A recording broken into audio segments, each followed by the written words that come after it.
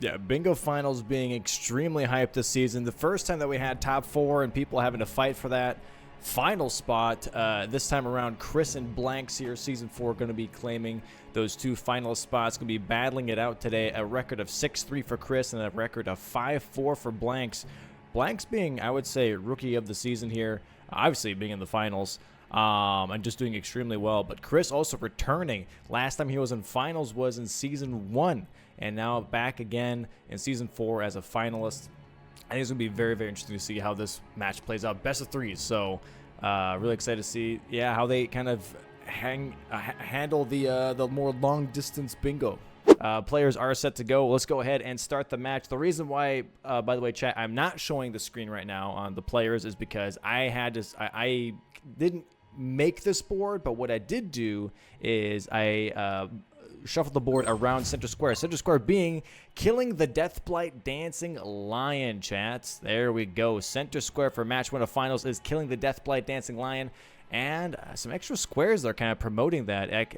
Incantations, kill a Dancing Lion. On top of that, kind of promoting that even more, because I guarantee you that both players are going to try and avoid that square as much as possible. But if you have a little bit of a double up maybe, or maybe some other reasons to go to Ancient Rao, you might want to do that Dancing Lion. 2 hippos being a good reason to go to Rao for sure. Devonia's Hammer, which I'm sure you looked at all these squares and said, "Oh yeah, let's give them a reason to go to Rao." Exactly. Yeah, that's especially the incantations and the hippos. I think is a really big pick here, because you're going to have hippo giving you the incantation, the Crucible incantation, and then on top of that you have so many incantations already in Ancient Rao as well, and then having that Dancing Lion with Deathblight Dancing Lion, I think is a nice little double up. Yeah, I would definitely agree. There is a play with Deathblight Dancing Lion. As we saw in the 3rd place match between me and CBD, sometimes these center squares can lead to huge synergistic plays. When CBD was able to claim a sunflower idea that was very, very powerful. And this one has plenty of synergy, but I wouldn't call it a complete game ender. Okay. And what kind of strat do you have in mind, by the way, for Dancing Lion? Like, what works for you? For Deathblight Dancing Lion, I should say. For Deathblight Dancing Lion, I would imagine players are going to try to ramp their damage, probably with backhand blades, considering that's a square on the board here, and burn through the second half of the health bar before Deathblight builds up, which can sometimes be a little bit difficult to do, and is obviously a little bit risky. However, I would expect that sort of thing to happen instead of playing like safe and trying to kill the basilisks and then keep it slow and safe. I would expect both of these players to play a little bit more on the risky end here. As far as the early game goes, I see Ancient Dragon Man, I see boss with backhand blades only, I see boss with a +0 weapon only, floor sacks to sleep, as well as a couple of Jagged Peak synergy ideas, like acquire a torch. Obviously floor sacks to sleep is Jagged Peak synergy. To a lesser extent, Nameless Mausoleums getting southern access to the Dancer of Renau is a little bit of synergy there. And even like way later game, Matir is even a synergistic play for Jagged Peak, because you get the Grace right next to the Altar of Dragon Communion, and that lets you access Matir just a teeny tiny bit faster. Yeah, no, I think there's strong synergies in Ancient Rao and in Jagged Peak Mountain, and that's pretty much it. And I think it's going to be really interesting, because you're kind of dividing the map here between the two players and being like, okay, well, which ones do you think you're going to go for? And I'm expecting both players to kind of both dabble in both regions, and I'm honestly expecting a Backhand Blades Hippo from either of these players as a potential Backhand Blades only boss. Is getting that Hippo already on the board, getting that incantation, getting that kill, giving themselves access to things. Or honestly, actually no, never mind, I take that back. Backhand Blades Ancient Dragon Man. I feel like that's going to be even more rushed. For that sure. Is exactly what I was going to say. I definitely agree with you there. Ancient Dragon Man being a true choke point for accessing all of Jagged Peak makes it, I think, a little bit more valuable than Hippo, as well as a little bit faster than Hippo here. Right. And as we can see, both players immediately going for Backhand Blades. That is not surprising. I did ask both players what their opinions on versus backhand blades and great katana was. Blanks said backhand blades, with the caveat being if you want speed over consistency. He mentioned that great katana, with its stagger potential and early game double statuses, is very, very potent. However, it doesn't scale as high, and him being the speed runner that he is, he's obviously going for speed over consistency every time. Chris was a little bit more nuanced, I think. He mentioned that he actually does prefer great katana in lots of situations, things like early game NPCs and bosses where you generally want to prioritize stagger a little bit higher. But obviously, as we've seen throughout the season, Chris still has adores the backhand blades. Yeah, and as we see here, by the way, speaking of two speedy boys, Chris here, having it nighttime, was able to actually port out before the jewelry guys got in the way. It's to stop him from porting, so he got to upgrade his weapon first, but now Blanks is a little bit ahead in Scorched Runes because Chris already sat down and leveled, so I think Chris is going to be rushing Ancient Dragon Man without even possibly like sitting down at the Grace in the Dragon Cave, and is going straight for that fight right away. So this is going to be really, really interesting to see who gets this first, because both, I think, have the same idea the way we had it. Oh, but Chris no. not getting that graveyard skip here, struggling a little bit right now, getting those first couple of jumps. This is Both looking, of them did. Yeah, this is looking like it's a bit of a Blanks lead at the moment, at least by 10 seconds. Yeah, and I also asked one of Blanks' answers as to what he believes his strengths are is early game squares that require tight execution, and that is pretty much exactly what I would describe as what's going on right now. An Ancient Dragon Man rush, that's pretty tight execution on a pretty damn early square. So it's looking like Blanks' confidence may be warranted. However, Chris definitely took better pathing there and ended up catching up to Blanks, and we see both of them are sitting down at the Grace at almost the exact same time. Yeah, both of them leveling up their Skidoo level real quick. Saying that one Skidoo level does make a difference from 0 to 1. It's like what, 50% reduction, 40%? I don't know. It's pretty insane. It's pretty significant, that first level. Yeah, I believe it's more in the range of like 10%, but yes, still obviously that's 100%. No, sorry. Yeah, no, it's definitely a huge factor for sure. Both going with those bleed backhand. Oh, actually, no, Crispy bleed backhand blades, but actually Blanks here having the lightning backhand blades, which I feel like is a bit of a misplay in this case because it is early on. I feel like status does take over lightning really, really early on. So I don't know. I feel like this is a better thing for Chris at the moment. We will definitely see, but Blanks did also mention this to me, and he said he believes that lightning, particularly at high decks, is much better than bleed. However, he also mentioned that even at low decks, he doesn't even think that it's much worse, if at all. I believe his rationale here is it's close, and at least I don't have to go re-attune my weapon at any point. I'm just going to go for lightning immediately. Okay, and let's see how that pays out. Currently, Chris already got one bleed proc here, whereas Blanks currently still starting out the fight. Blanks a little bit behind currently in some of those hits. Going for those blind spots, though, on Ancient Dragon Man. Has to be careful here with that Dragon Maw. Does dodge it very nicely. Chris getting another bleed proc here on Ancient Dragon Man. Almost halfway already. Getting another bleed proc. That's a third one already. Those nice running R2s. Getting some nice bleeds in there. Blanks here not too far behind, though. Almost halfway himself. Chris dies. Oh, getting greedy. The Dragon Wood Slash taking him out mid-air here. This is looking really good for Blanks. Now he's going to go ahead and get that blind spot in here on Ancient Dragon Man. Hasn't had the heal yet, though, from Ancient Dragon Man. It's getting some good RNG, making sure he's really countering... making sure he's really countering those Dragon Incantations with blind spots and some of those hits. Very, very nice moves here from Blanks. I believe this is a heal skip from Blanks so far. Yeah, it's definitely looking very much like it. There it is. That was huge. A heal skip, Ancient Dragon Man with lightning. There it is, the double up of squares. Yeah. 2 on the board. Now Chris is like, okay, crap, I missed out on that. But still finishing it, I think, is a good idea, just for that access that we were talking about before for Jagged Peak Mountain. Chris has to be careful, though. He is Memory of Gracing out for now. He'll come back later.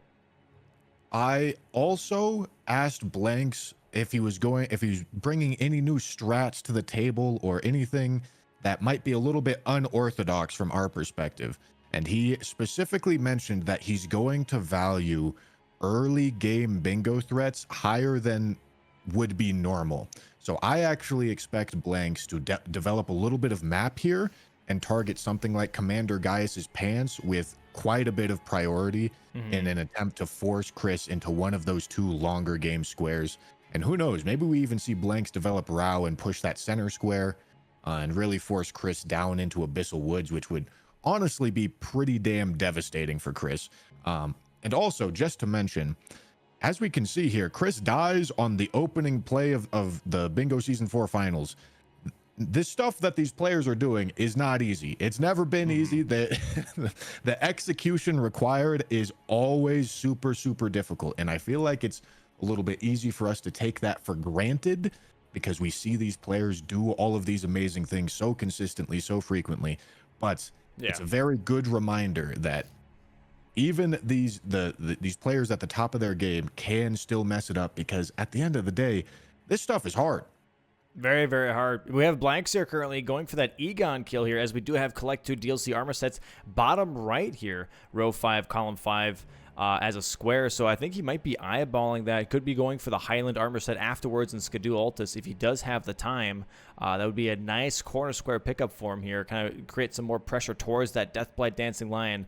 And that's exactly what I'm kind of expecting, is either a player being like, you know what, I don't want to deal with this, but let me create enough pressure to where the other player has to deal with Deathblight Dancing Lion. And maybe a different player being like, you know what, I'm going to take the optimization that's there, go for kill a Dancing Lion, kill Deathblight Dancing Lion, and some of those incantations, because Deathblight Dancing Lion does drop Divine Tornado, which is another incant. So you could try and really push into all of those synergies if you really, really wanted to, and it would pay off. And Rao having plenty of incants. There's 3 other incants within Rao to just be picked up. Yeah. So there's a lot here to kind of unpack, and I think it's going to come down to who wants to bite the bullet first and kind of maybe cash in on that, even if they don't know how it's specifically going to go.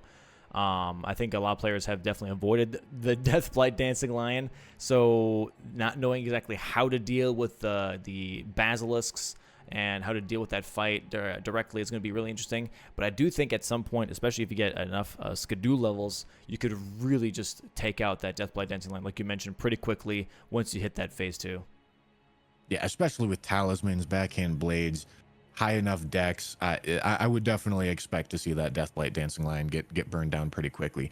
However, what I suspect Blanks is doing right here, I believe he's going to try to target Hippo at the front side of Shadowkeep with the plan of doing the front side to backside skip, which is very degenerate. I really don't like that skip. However, both Blanks and I've seen Palm do it. I don't know if Chris does it.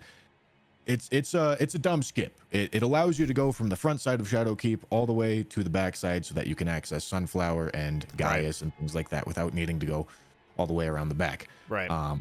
It is a little bit slow. However, there's plenty of reason to go through front side, as you've mentioned. It gives earlier access to Rao. It gives a Hippo kill. It gives the runes that come along with it. It gives the incant that comes along with it. It's obviously powerful here. Right. Yeah. Yeah. And we're going to have Blanks here really close to that Highland armor set. Chris here currently grabbing some money, grabbing that Queen Marika's rune, and also going for that DLC Spirit Ash for Upper Man, grabbing those Mesmer Soldier Ashes here. So kind of already looking at those other synergies possibly on the board, as you mentioned early on. Chris kind of eyeballing synergies, eyeballing plays that he could possibly do to bring him back later on. Currently not too sure what to do here, making his way towards 3-path cross. Maybe considering going for Kill a Boss +0 for a corner square with Great Katana could be an option. Otherwise, maybe making his way towards Dancing Lion and Bellerod instead, being like, you know what, I don't want to do Deathblight Dancing Lion, but let me take away a little bit of power from that center square and just do a Dancing Lion. That might be an idea, but I feel like that's a little bit less of a reason. Possibly if Florisax to sleep here with Ancient Dragon Man being dead, maybe try and take away some of that priority that Blanks currently is holding with that Ancient Dragon Man square. Chris's Ancient Dragon Man isn't dead. Yeah, but he might go back. You know, he needs the access anyways. He's like, okay, wait, let me prep for Florisax and then go kill Ancient Dragon Man and then just take care of that right away. Absolutely. You know, something like that. I'm not too sure. But Highland Armor here should be picked up from Blanks. There it is. DLC armor sets now. 3 squares to 0 for Blanks. And he pushes the Red Bear along with it to promote row 1 and column 5. Yeah. This is looking really strong from Blanks. Nice synergistic plays here. Yeah, very, very strong. This opening play has earned Blanks a truly absurd amount of space here. Chris has to do something about the column 3. As we can see, he's pushing for put Floor Sex to sleep. He's pushing for the Dancing Lion, as you mentioned. He's made progress on Spirit Ashes, is a little bit closer on +0 weapon, but like just take a look at the position of those squares. Very strong. They of the squares that Chris is pushing, I mean, they're all very like not relevant. The only real one that's relevant here is DLC Spirit Ashes because it stops column 5. But +0 weapon, like that's not really doing anything for Chris right now. Thorosex to sleep, that's not really going to do anything for Chris right now. And while they are fast squares, this is nothing close to a majority game yet, and square positioning does still matter a lot. Yeah. Yeah, Blank's getting 2 corner squares here is going to be really, really huge for him for sure. And that's going to put a lot of pressure on Chris at some point. The question is, does Blanks cash in on potentially that Deathblight Dancing Lion synergistic play that he can go for? Because that would really push both diagonals with Red Bear and DLC armor sets, and he would have a huge lead on incantations on top of that as well. And already having NPC bosses being Ancient Dragon Man. There it is, Red Bear now for Blanks. There's a lot that's happening here for Blanks for sure right now. Very, very strong presence on the board. 4-0 right now, square-wise. Chris here, not too sure what to do right now. Yeah, this opening play, which Chris was ahead on, let's just be clear. Chris's execution failure is what caused Blanks to win the first 2 squares.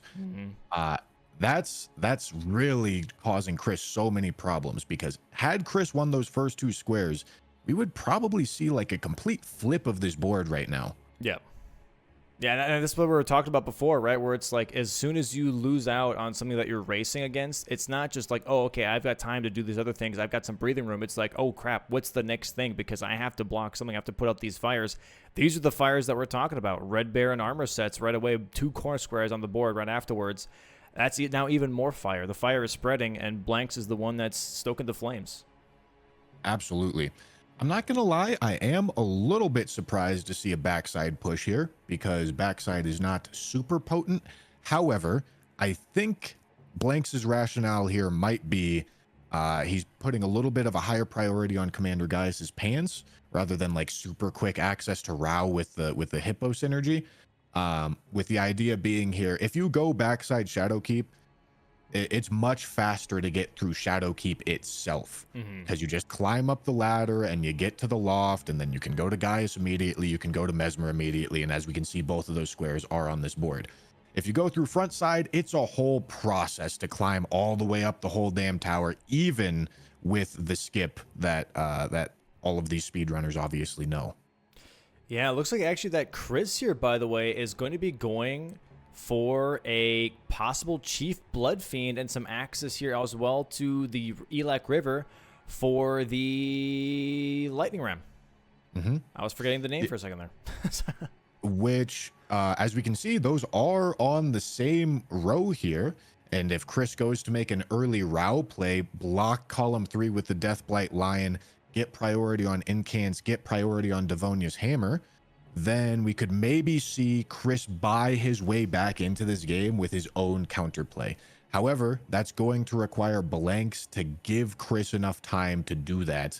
And seeing as Blanks is already almost into backside Shadowkeep, I'm not sure the timing is going to work out for Chris here. But let's just be clear about what Chris's way back into this game is right now.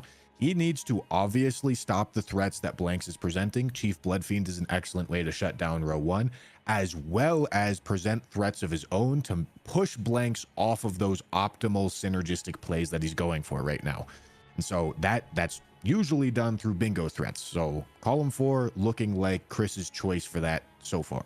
And it would have been a good choice here too, but however, Chris not grabbing the Grace down here in Elak River, so he wouldn't be able to go for Lightning Ram right after Chief Bloodfiend. So I'm not sure. He did skip that, which is a little odd. I was really expecting him to grab that Grace, but maybe he thinks that Chief Bloodfiend is a race and that row 1 is just a priority row for Blanks, and so he's just pushing that because he doesn't want to deal with Materia Motherfingers. He doesn't want to deal with Concert Radon. He's like, you know what? just to make sure that I don't have to deal with 2 really long distance squares, I'm just going to rush this. And I think that's a super fair assumption as well. Like, he doesn't know where Blanks is right now. He killed Red Bear, but after that, he could have ported straight back to Tiolier and gone straight for Chief Bloodfiend. Like, you don't really know in this case. Blanks, however, in back Shadow Keep. I don't think this is bad from Blanks either, because you do get access to that Fire Serpent incantation for going backside, so you do kind of progress 1 square here as well. It also makes it easier, for Mateer Mother of Fingers. And I think just overall, I think just backside Shadow Keep access is just way more comfy, because you know you have access just to everything. Then you don't have to worry about, like, okay, well, what am I missing out on if I do go through the front gate? I don't have to miss out on anything because I went backside and I just have access to everything. And I think that just kind of peace of mind just really, really helps, especially when you're trying to maneuver around the board. I would 100% agree. And I'm not sure if you've seen Blanks's conspiracy theorist diagram that he made trying to explain bingo theory. But one of the major concepts that he mentions within it is map progress. And backside Shadow Keep is the king of map progress in this season. You get everything by going backside Shadow Keep. It's just a teeny tiny bit slower than going frontside Shadow Keep. Yeah, and I would 100% agree. It's probably, I would say, if anything, honestly, Skidoo Altus, I would say, kind of takes that spot for me. If I had to say what gives you access to everything, would be Skidoo Altus way more. Just it gives you all the options needed to get access to the other areas. But back section is definitely like a hot spot for sure. Chris, you're having a little bit of hard time on Chief Bloodfiend, though. Gets that blood proc, but that blood proc does buff Chief Bloodfiend as well. So he's got to be a little careful here.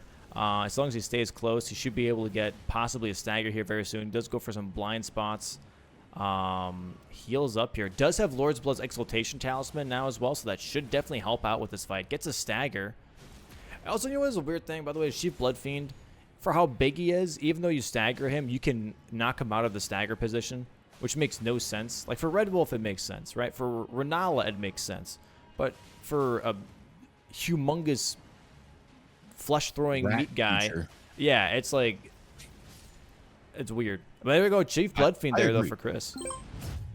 Yep, that shuts down that row 1 bingo threat. But honestly, I think Blanks is looking at this and is saying, perfect. Yeah. I am ahead on everything remaining in to make these relevant threats in column 3. Obviously not in column 5, because Chris makes that synergistic play, identifies that there's a Spirit Ash that you get from killing Chief Bloodfiend. He's obviously already picked one up, but Blanks doesn't know about the one that Chris has picked up. However, the fact that Chris marks that square telegraphs priority, so I wouldn't expect Blanks to push a column 5 threat for that reason. Yeah, and I'm expecting Blanks just to push majority, if I'm being honest. I think he's definitely gonna push this column 3 a little bit more, so as to force Chris into something unoptimal like Aged One's Exaltation Talisman. But I definitely agree with you. I don't think Blanks is pushing that bingo. Yeah, here we have Chris, by the way, also going for backside Shadow Keep, just going for that extra access as well, the way Blanks did it. But this is going to be a huge time sink for Chris. It's going to be at least 4 to 5 minutes down the drain, trying to catch up on that progress that Blanks already has, currently going down the elevator towards Commander Gaius. I feel like for Blanks here, he might hold on to Pants for just a little bit, knowing that Chris just did Chief Bloodfiend. I don't think he expects that Chris already has church district access or back section access, so maybe going for the Commander Gaius' kill here and holding on to it would make sense. But honestly, I could see him just pushing it and just getting rid of it right away as well.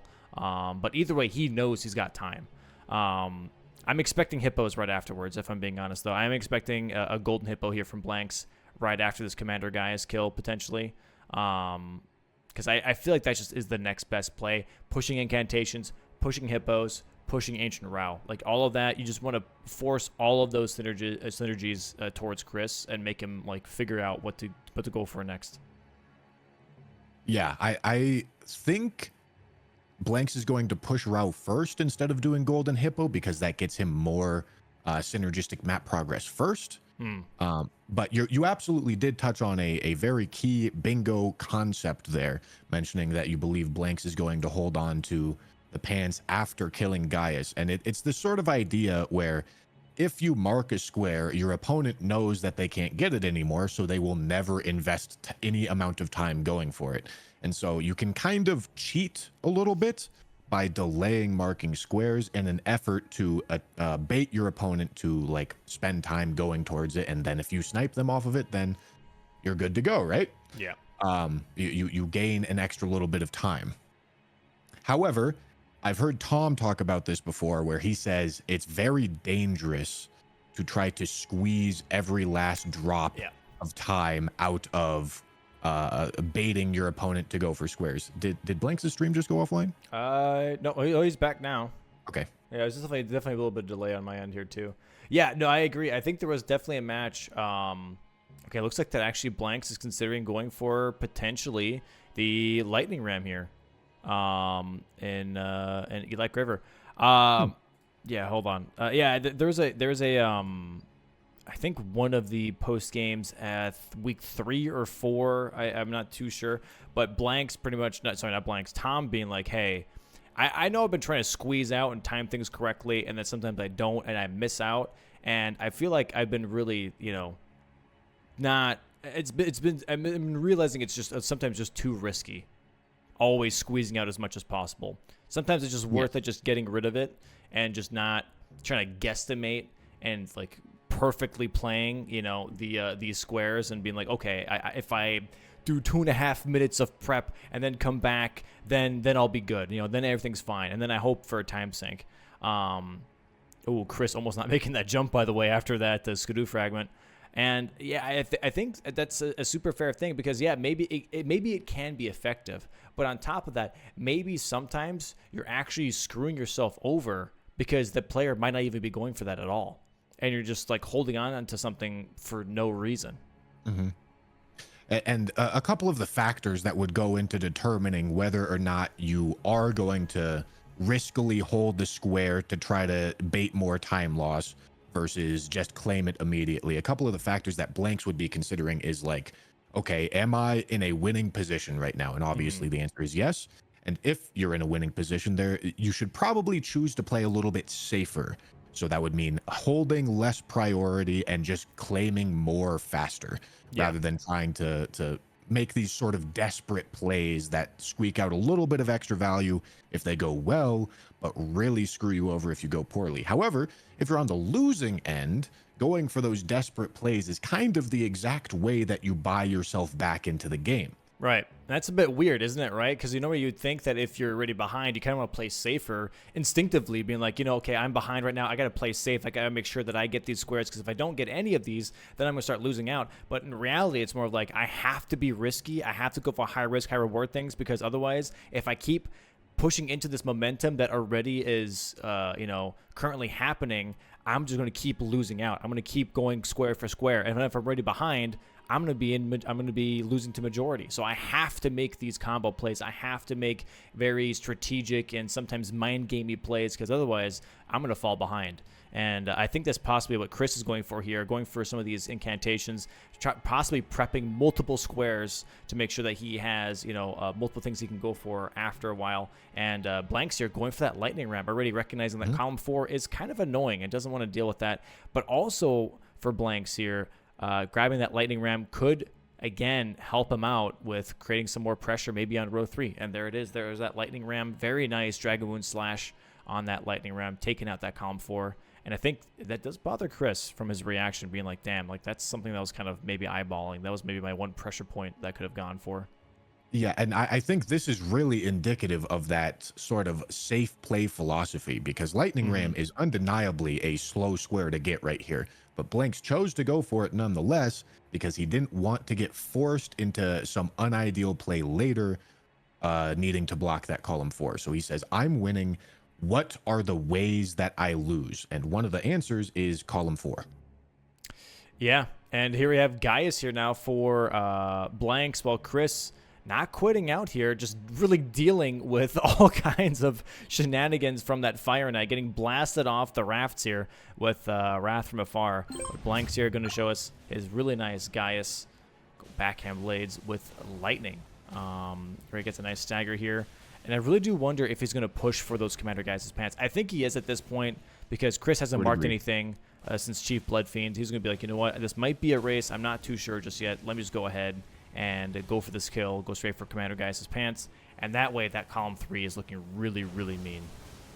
I would definitely agree. I think Blanks is thinking, okay, I don't have very much information from Chris, and I'm already winning. I don't need to squeeze extra value out of this. Yeah, Chris here marking those DLC Spirit Ashes, blocking out that column 5, so that's at least very, very nice. Chris getting rid of some pressure. That's currently 5-2 here for Blank. It's going to be 6-2 here in just a moment. But now it's wondering what is going to be the next thing for Chris here, as Blanks is going to be marking Commander Geist's pants in a little bit. Chris is going down the elevator, going towards Commander Geist's pants just in case. But I'm expecting a pivot here very, very soon for sure. Very nice fight here from Blanks. GG's. I think we almost certainly see a Rao race immediately after Commander Gaius' pants get marked. I think Chris is going to immediately recognize that Rao is important, and that if Blanks is rushing Deathblight Dancing Lion and Chris loses that race, Chris probably loses this game. Yeah.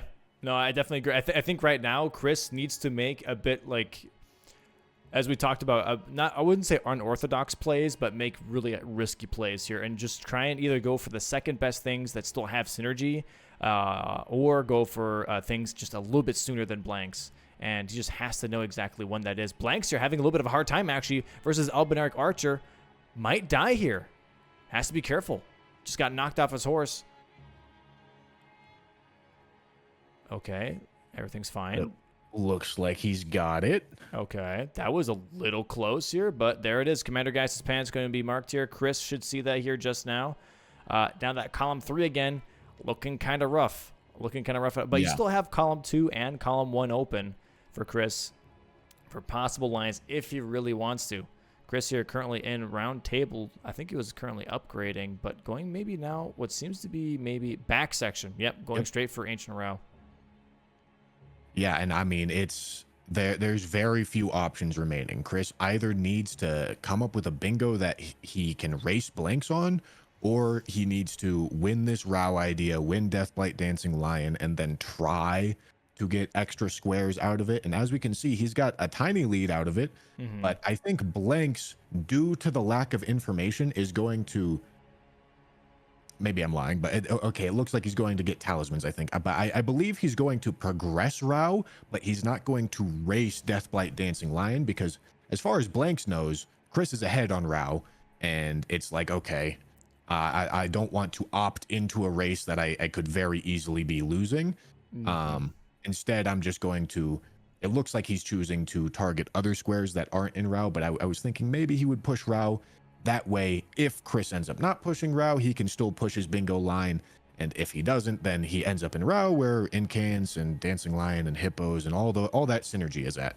But instead, it looks like he's going for Nameless Mausoleums, which also, who can blame him? It shuts down that row or column 1, which is yet again another lose condition that Blanks has remaining. He's up 6-2. He needs to make sure that Chris can't make relevant bingo threats on him. And so he shuts down the column 1. He's probably going to look at shutting down the column 2 immediately after this, maybe with +0 weapon. All the while, Chris is forced into targeting Deathblight Dancing Lion. But we may see this sort of idea where Chris gains progress on Rao, sees that Blanks isn't going for Rao, and Chris is going to pivot out to do something else to try to bait Blanks into going for Rao and waste a little bit of time. Yeah, I'm seeing here, though, Blanks as well, kind of maybe going for a little bit of double up, because there's complete Nameless Mausoleums, but also 3 NPC bosses. Almost dies to solitary jail there with that huge slash. And he already has Ancient Dragon Man dead. This would be his second NPC boss. Could go for Dancer after this. Could go for Red Bear. Wouldn't really matter as to which one, but that would be 2 squares on column 1, and that column 1 could be really nice for Blanks in this case, because he could just go for the normal Dancing Line. He'd be like, you know what, Chris, you can go and deal with Death by Dancing Line. I don't care. I'm going to go for the normal one, and that way I've got 3 squares on column 1, and you have to stop that. And I think that would be a really interesting play, is just swapping out those dancing lines to create that as a pressure point. Yeah, absolutely. You're definitely onto something there. I believe from Blanks' perspective, he's not going to like that idea because he doesn't know how close Chris is to the Dancing Lion already, Yeah, and he yeah, wouldn't want to dump that time. yeah. And Dane seems to be Blanks' final target for NPC bosses. Which is super fair. You get 2 more Skidoo fragments. You get that one from the camp here, one from Highland Cross, which he hasn't been to yet.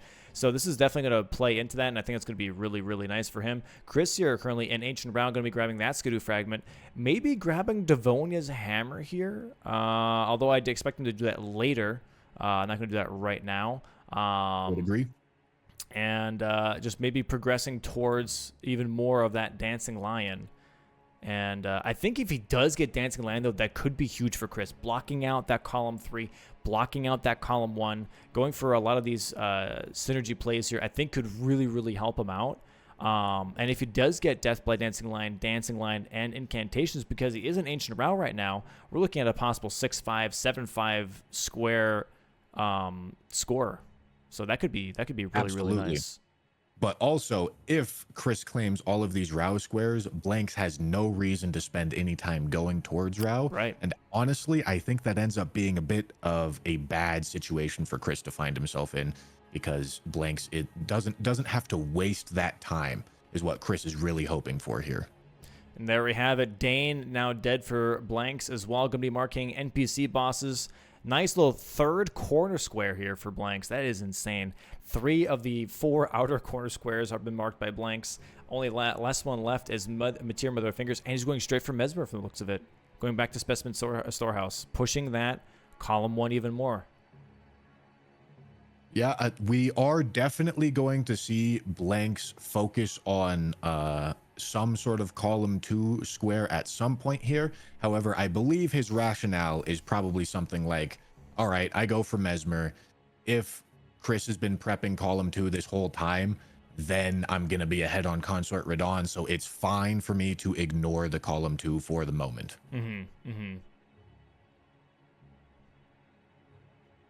Also, importantly, Blanks marking this square demonstrates to Chris that Blanks has not been rushing Deathblight Dancing Lion this whole time, and it tells Chris that he has some free time to spare. So as you can see, he has pivoted away from just rushing towards the lion and is now going to go pick up incants, whereas previously he wasn't doing that. He was lighting graces along the way, but he wasn't doing these sorts of efficiency plays where you go a little bit out of your way to save a lot of time later. Not grabbing the Pest Thread Spears here, though, from Chris. Maybe grabs them afterwards. Could also be a thing. Killing Mesmer here does give you an incant, though, as well. So this might be a little bit of a double up that Blanks is thinking about, being like, you know what, if I kill Mesmer here, I could also still go for incants on top of getting an extra square on top of that. And I think he's got the right idea for sure. Chris here grabbing some of the more incants in Ancient Row, but Blanks going for that Mesmer fight. Currently 7-2 in the lead for the final for the finals in match 1. Yeah, it's looking like it's probably going to end up being 8-4 by the time Chris claims Deathblight Dancing Lion. And important to note, Chris is not like super high leveled. Normally when we see players in Rao, they're already at like 6-ish Skadu.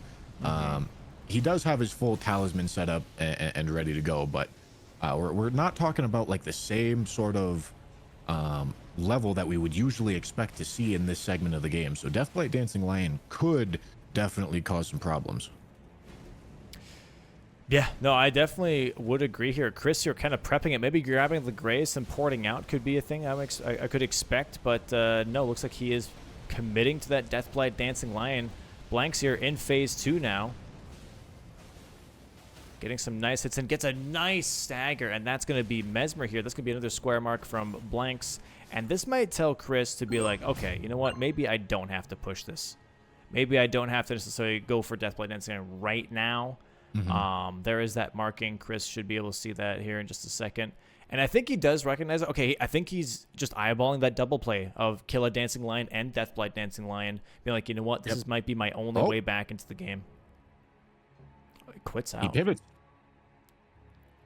Pivoting with the idea of waiting for Blanks to start pushing Rao, I believe. Okay, no, I'm lying. He quits out to de-aggro the archer. Oh, the Golem Archer, which Yep. genuinely, weirdly enough, is actually not the best idea. There is a weird thing that if you pull a Dancing Lion to the edge of the arena, the Golem can actually one-shot stagger the Dancing Lion if you have the Archer aim at the Dancing Lion standing in front of it. So that's a little bit of like a weird strat that you could pull off, but it works, and it's hilarious.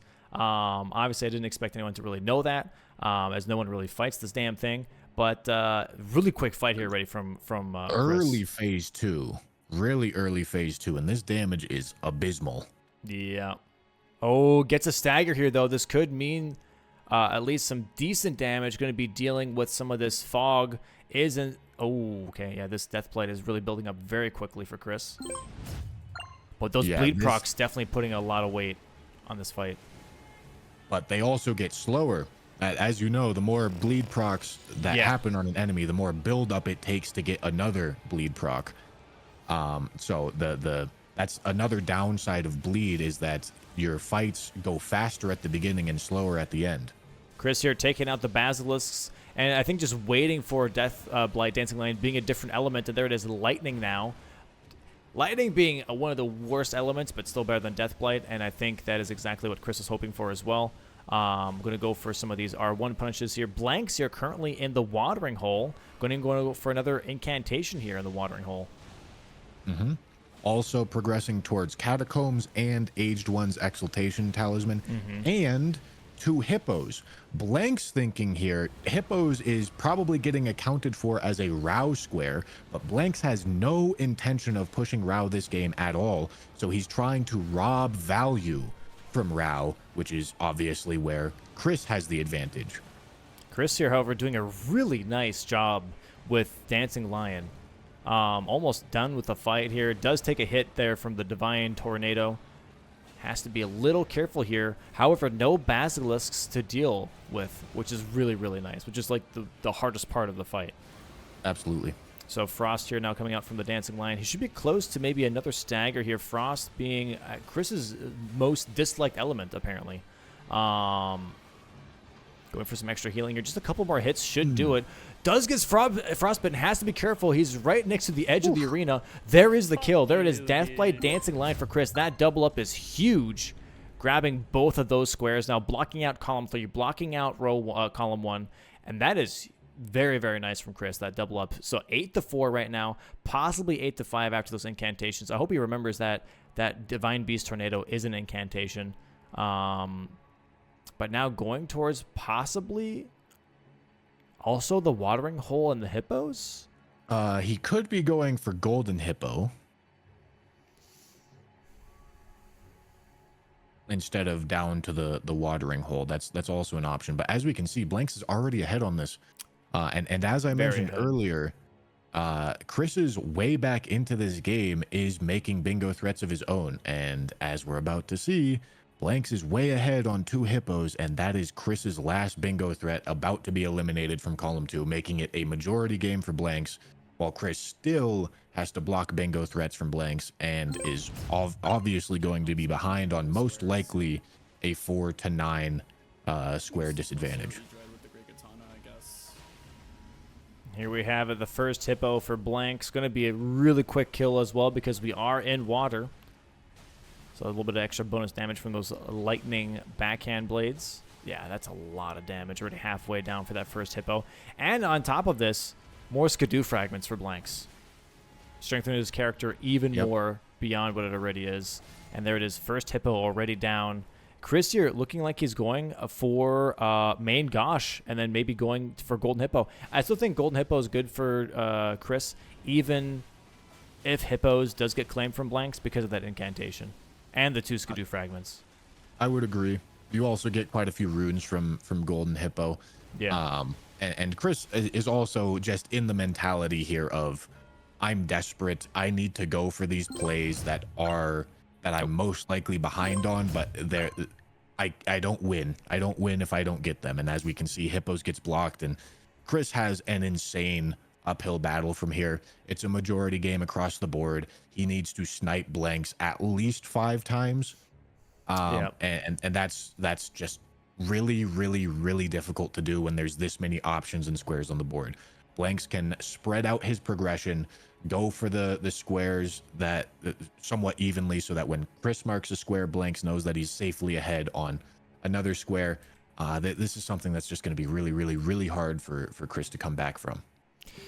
Yeah, 3-path cross here now for Blanks, maybe prepping for a +0 weapon with Great Katana. Chris here going for Devonia's Hammer now. Going to try and cash in on some of the extra Ancient Row stuff that he has currently available, just making sure that, you know, Devonia does not get taken away from him, because he did work hard for this Ancient Row priority. Make sure that he doesn't lose out on any of those squares, which I think makes sense. It's a little bit hard to know exactly what to go for, but Devonia does pulverize Chris here with those hammer attacks. Again, don't know why she isn't a mini boss. This lady is crazy and has so much damage. It's nuts. It's also important to note that Chris could be thinking that Blanks has Rao access because of the 2 hippos square. Chris obviously was going to target Golden Hippo into the Hippo and Rao, and so Chris could be thinking that those were the 2 hippos that Blanks decided to go for instead of the 2 in the watering hole. So Chris could be believing that this Rao progress is more contested than it actually is, which is yet again a good thing for Blanks. Blanks here grabbing the Great Katana from the Ghost Flame Dragon, and I think, is going to go for that +0 weapon kill. Chris throwing some bone darts, getting the Centaur attack here. Has to be careful not to get hit. Very nice dodges. Nice punishes. I do wonder, I'm assuming then Commander Idrid or Black Knight Idrid is going to be Blanks' kill, and there it is. Great Katana and some greases to make this fight even quicker. Going to go for those nice rotating R1s. Crouch R1s, R1s to make this fight as quickly as possible. Going for the drawstring grease here instead of the normal grease. Very, very nice. Quick proc here as well. Already has the rot in there. Christian now going back to Church Bud main entrance. Maybe grabbing some more of those incants. Yeah, like I said, Chris could definitely be rating this as Rao progress for Blanks. That's kind of the story that Blanks has told on the board so far. So Chris is thinking, all right, the incant square is going to be competitive because that's a Rao square. However, once again, that read is incorrect. But it's hard to blame Chris for making that read, because that is the lie that Blanks has been weaving with his square selection so far. And there it is. There's that +0 for Blanks. Now going to be marking that square. +0 boss. That is his 10th square. 3 more squares, and Blanks wins on majority on match 1. Chris here now grabbing some more incants. I think he's at 4 incants instead of 3, if I'm not mistaken, to be honest. I don't think he's considering Divine Beast Tornado an incantation, which is a little scary. But he didn't kill the Golden Hippo, I believe, so he doesn't have that incant, and he didn't pick up Crucible Bloom quite yet. Okay, but he does. Okay, he has 4 now. He did mark it up. Okay, so maybe he did remember. Yeah, because he had other ones, so he definitely had 4 at the very least. There it is now, 5 incants. Just needs 1 more. And he can go for Golden Arc here. He can go for Heal from Far Away. He's got some options in Morth Ruins. That's going to be very nice. Try and get that extra square that can block out that row 2 with that +0 weapon.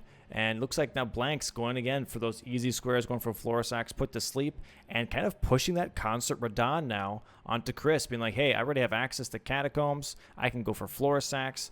How are you going to deal with Concert Radon? Yeah, I mean, Chris is obviously just in... Chris's objective at this point is to go for the same things that Blanks is going for and just do it faster. That's the only remaining strategy he has left, which is obviously not a great strategy. And as we can see, it's not working out well for him so far. But that's because he literally has to guess correctly like 5-6 times in a row. It's a very, very tall task. Yeah, and Chris here, okay, staying at Ancient Rao base, maybe eyeballing Catacombs, or maybe going for Mausoleums, not too sure. But not going for the same thing that Blanks is going for. Blanks, you're going to go to Tiolier now, going to be grabbing that concoction. Going to be talking to Moore right afterwards as well for that black syrup. And then going to be putting that Florisax to sleep. that's going to be progressing that column 2 even more. But I do think if Chris does recognize that Catacombs is a bit of a problem child here, that could be really solid for him at the very least, because that might be a snipe. Because I could technically see Blanks being like, hey, I could go for Catacombs at this point, because otherwise you have Mausoleums left. You have...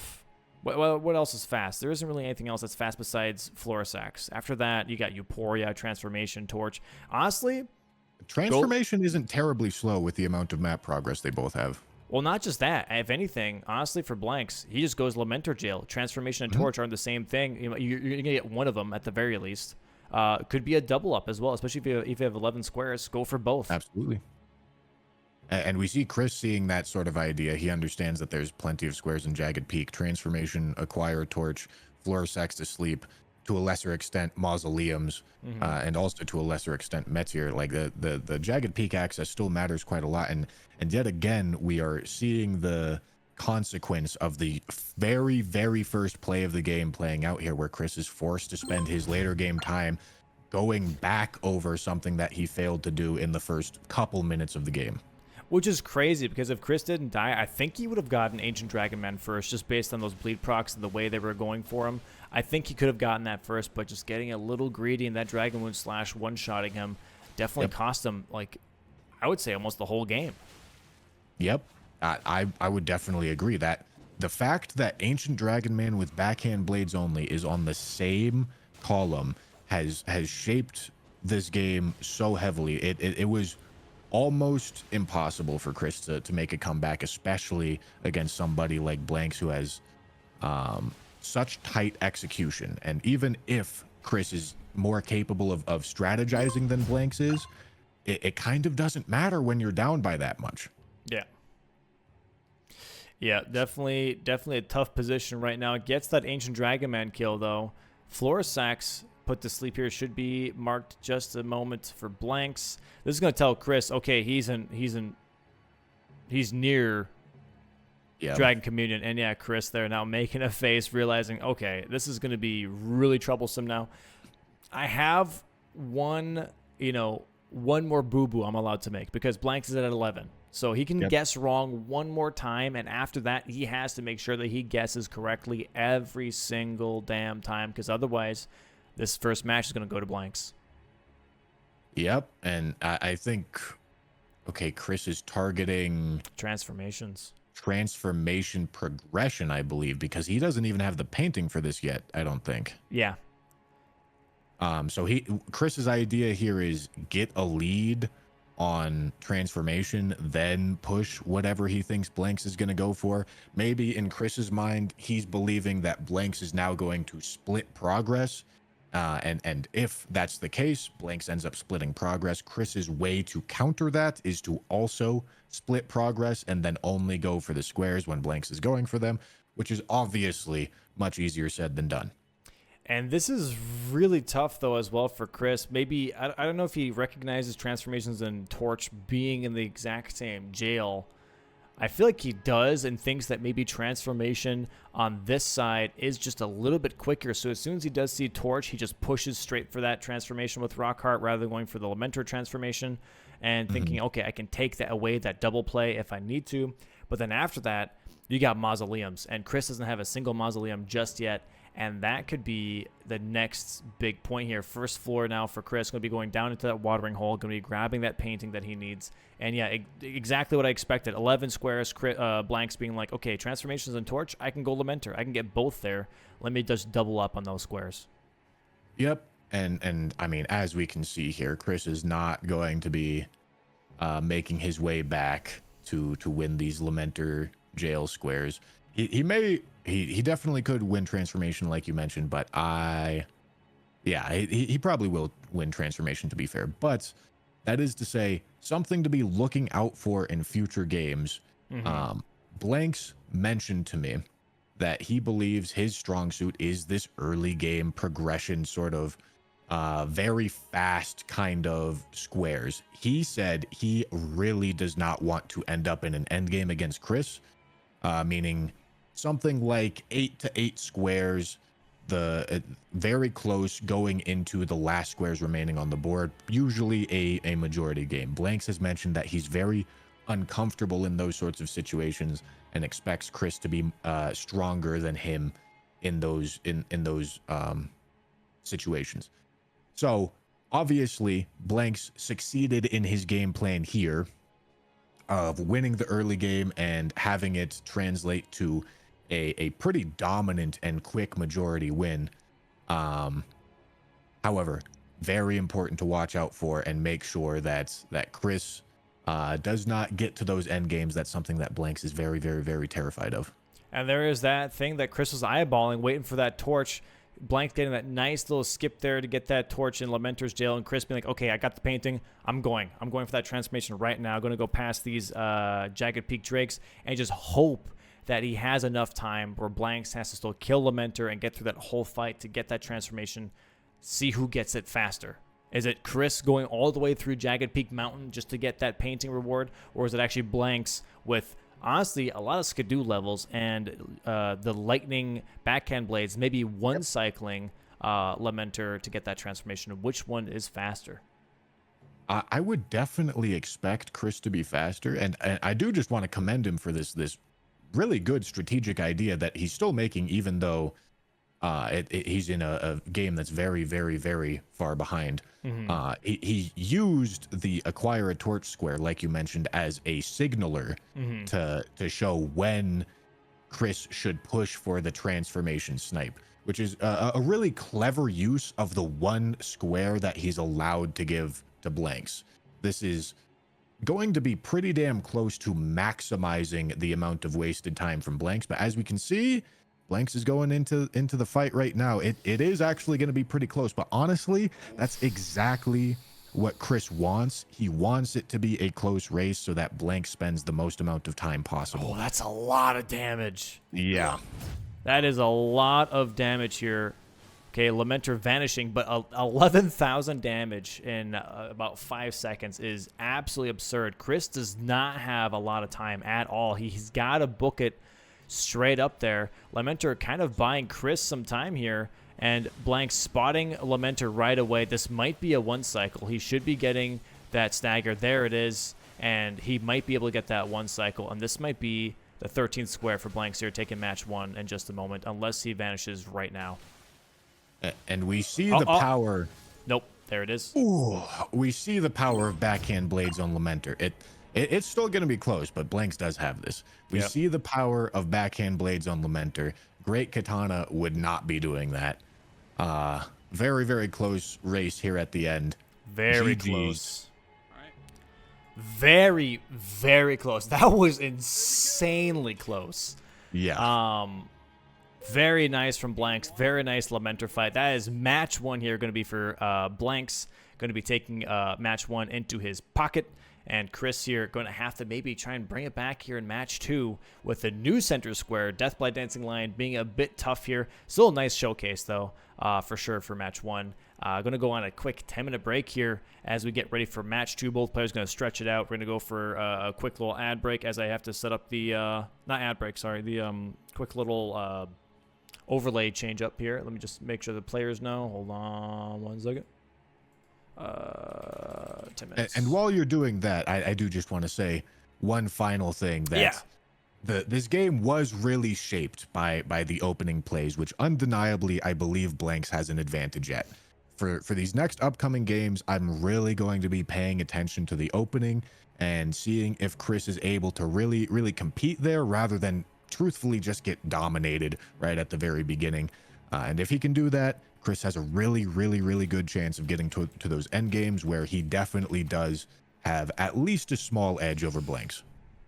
Yeah, no, 100%. And I'm hoping to see the exact opposite next match so we can get a game 3. That'd be great. But we'll be back in 10 minutes, Chad, here. Go ahead and get some drinks, get some snacks. And we'll see you guys for match 2 in just about 10 minutes. How's it going, by the way, Mitch? Thanks again, real quick, to Bushy to commentate. I forgot that it was one commentating match for Bushy and then Mitch popping in. So I did give him a proper goodbye. But thanks again, Bushy, for commentating. Really do appreciate it. Guys, please go check out Bushy. Thanks again for giving your time for commentating. Mitch now, how's it going, Mitch? How you doing, buddy? Yeah, absolutely. I just want to say the commentary in game one was awesome from Bushy, so, awesome job. But now it's my turn. Now I get to come in and take over. Now I got to do some And yeah, yapping. I get to do some yapping.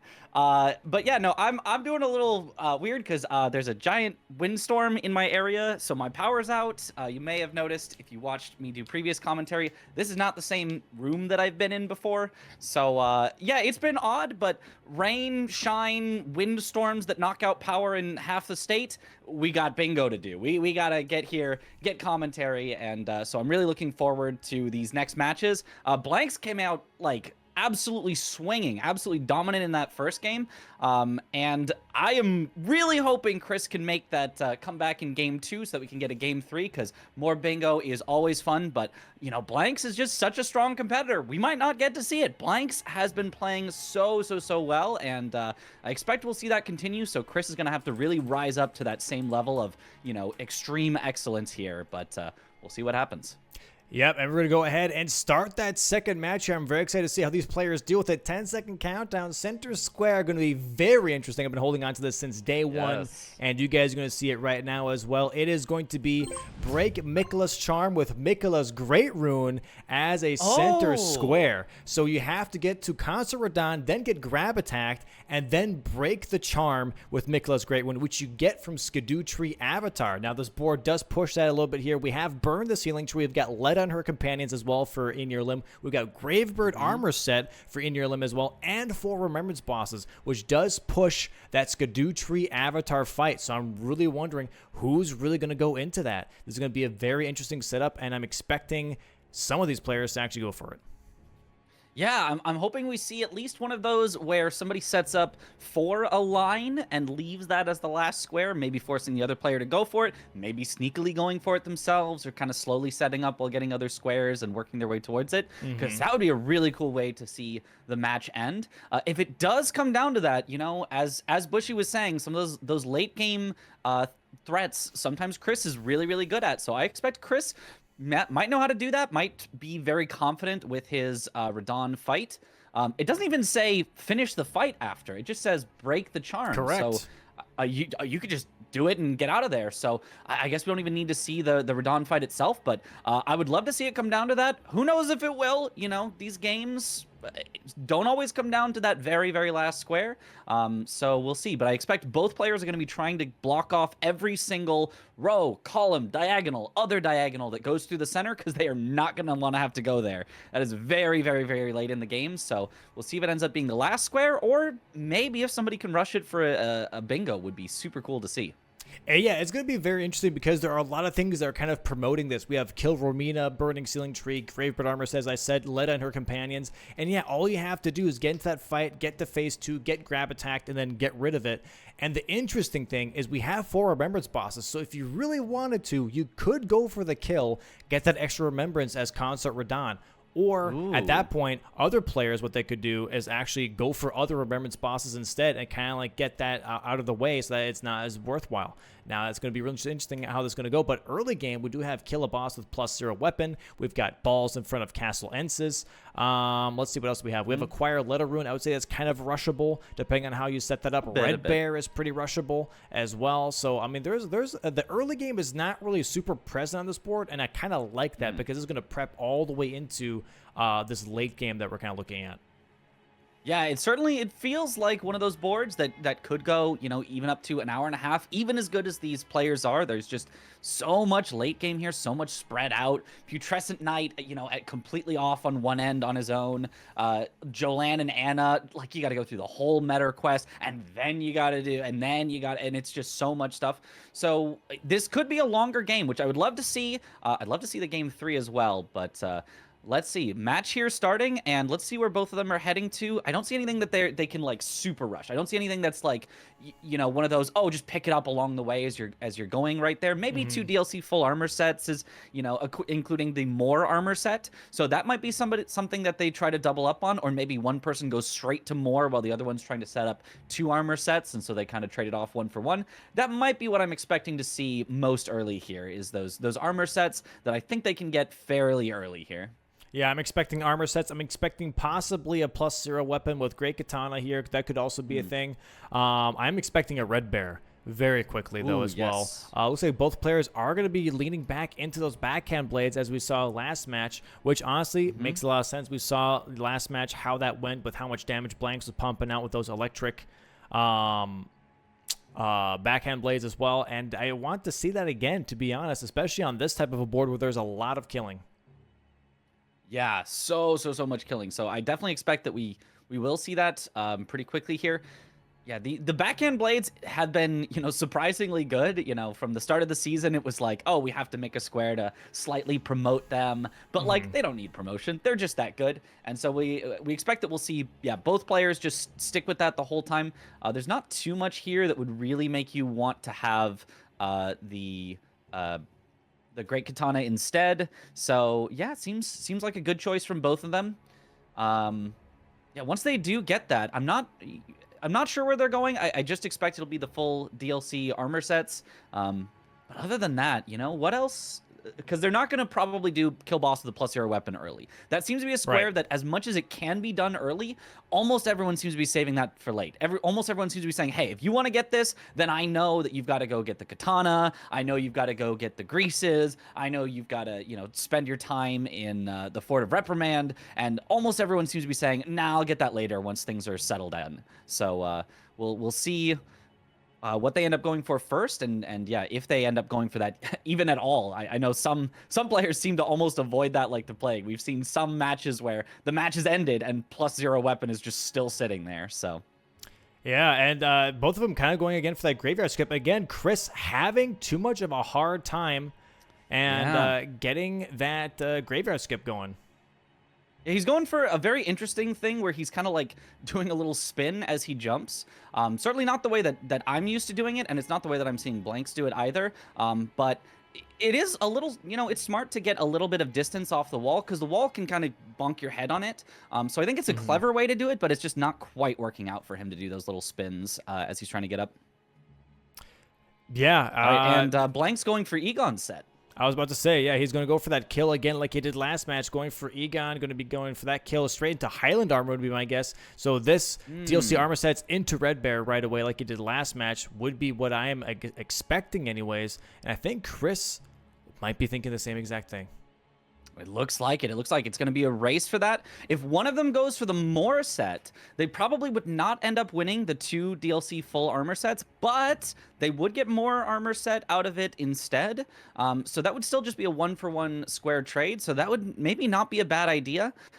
Depends on is there a lot of other reason to do more, to go over towards that area. And I'm not really seeing any reason that you'd need to go over there to Bellarat, except for maybe Remembrance Boss if you wanted to use the dancing line, but I'm not really seeing that. So I'm expecting that probably more will be grabbed at some point, but it doesn't look like it's going to be the rush. It does look like it's going to be that the Red Bear rush, as you said. Yeah, I'm expecting both players are heading there. I was kind of expecting, honestly, maybe Chris to make the call of like, you know what, if I'm already behind this because I missed up Graveyard Skip, how about I don't go for Highland armor, because you do have to get all the way to Skidoo Altus for that. Let me go for Solitary Jail. Let me grab that armor set instead. I could try and do that fight, and that way I could maybe snag DLC armor sets away from Blanks without having to go to Skidoo Altus. Yeah, I don't know. That is a fair point. I don't know if you'd win that race over just getting to Red Bear, but it certainly is a possibility that he could have tried. Oh no! And he gets the weird landing where he dies. That is very unfortunate. He is now way behind. He has to know there's no way he's gonna win then on this early race for the DLC armor sets. So I wonder if he's gonna pivot off, if he's gonna try to go for something else, because yeah, that is pretty devastating in terms of a race like this. Chris, doesn't again, quite land again. Utility skip. This is going to be rough as well, because this board definitely is very promoting the backside Grace or backside Shadowkeep here. Yes. As you have, burn the ceiling tree. You've got 4 Remembrance Bosses, Remembrance Boss hitless. I'm expecting a Gaius from some of these players. You have a Kill Tree Sentinel duo, Jolanne and Anna. There's a lot that's promoting not just Shadowkeep and not just in-ear limb, but Shadowkeep back section as well. And so I'm expecting, honestly, Chris here, I think once he sees DLC armor sets are going to be marked from blanks, going just straight towards Morth Ruins, straight towards Bonneville, and going for the back section Grace. Yeah, that's definitely not a bad plan. You would give up the few other early game squares that are here, bowls in front of Castle Ensis, more armor set. You know, if you give up all of those, you might be in kind of a tough spot, even kill Red Bear. So I expect he might go for at least one of those. Like 3-1 in the early game is, you know, a lead you could come back to. 4-0 in the early game, that would be really rough. So I expect he'll probably get at least one square before he goes full back section. But, you know, we'll see. He knows he is behind enough that he's got to make some sort of a risky play. He's got to have some sort of a plan here for, okay, I know I'm going to be behind by at least one square in the early. How do I come back into it into the late? And as we've mentioned, Chris, really, really good in the late game. So he just wants to kind of get to that late game without being too far behind. And, you know, with this board, I think he can do that. I don't think he's going to be behind by 4 or 5 squares. I think he's going to be behind, hopefully, by at most around 2 squares. Yeah, and as you see here on the map, by the way, Chris still a little bit behind. Your Highland armor going to be marked here in just a moment, but Chris could easily then just go ahead. As soon as he makes it to Morth Ruins, this square is going to be marked here from blanks. Chris can go right away and be like, you know what, I'm going to go straight towards Bonneville. You go ahead and fight Red Bear. I'm going to go ahead and go straight towards Bonnie through the back section into Shadowkeep instead, because you still have to do that anyways yourself, and that way I might be a little bit ahead on time compared to you. And there it is, that Red Bear for blanks now as well. Same as match 1 here, has that electric or that lightning affinity on those backhand blades, putting in a nice amount of work on this Red Bear, but that gives Chris definitely enough time to catch up and get some better map progression instead. Yeah, that is for sure. So we'll see what Chris does end up doing. It looks like he's looking at that Bonnie. So, yep. Looks like he's heading there. So he is thinking the same thing you're thinking. He's thinking, okay, I get the map progress, you've got the squares, and all I got to do is, you know, later have enough priority on 2 squares that I can snipe them from you, and boom, we're right back into it. And yeah, this is technically a little bit of a longer Red Bear fight than last time for blanks. This is giving Chris enough time to actually get that map progression that he needs to get himself back in the... Because like column 4 is definitely going to be a bit of a toughie. That guy, you definitely want Gaius, like almost as soon as possible. Upgrade Remembrance weapon to max. That Gaius weapon definitely going to come in clutch there. And then on top of that, you could go for hitless Gaius, block out that column 4, block out that row 3. And on top of that, you have a Remembrance boss weapon killed, or Remembrance boss killed, and just better map progression. Nice stagger here, though. Yeah. Yeah, honestly, if Chris doesn't go for it, if Blanks went for Romina and just upgraded her weapon to max, it's not a great weapon, but like just to have a Remembrance weapon upgraded to max, that could put a very, very strong threat on that column 4. Because obviously, kill 4 Remembrance bosses is a square you would want to do eventually, but it's not something you'd want to have to rush in order to stop a bingo. Like that is so many different bosses that you have to do so far around. So blanks could create a really strong threat here, and Chris may be recognizing that already, and he might, you know, go for an earlier Romina than you might normally see, but we'll see how that happens. And yeah, blanks finally here going to get the Red Bear kill. Very nice. That low Skidoo kill is very long, but he had no problems with it. And so there he goes, 2 squares to 0 in Blanks' favor. Strong lead, once again, as we saw in the first game, but not as strong as that first game. The first game was like just a ridiculous snipe. Yeah. I don't expect we will see quite that again, but Blanks still, I would say, you know, 2 square lead is nothing to sneeze at. And the map progress from Chris, I don't think is going to fully make up for that just yet. So we'll have to see how it progresses into the mid and late game here. I mean, we do see it on the map here just now how far Chris is ahead, though. It's easily at least a minute, if not 2 minutes. So that's going to be at least nice for him, giving it a little bit of priority when it comes to the Gaius squares, or the Remembrance squares in this case, or back section squares. But Chris here now going for 3-path cross, maybe going for Great Katana here. I'm not too sure. But yeah, kind of giving blanks a bit of space here to actually catch up on map progression, which is interesting. Yeah, for sure. So it is definitely, I think it's going to come down a lot to having that map progression, having the ability to get to these squares. When there's so many late game squares on the board like this, having just access to whichever one of them you want to do is going to really be key.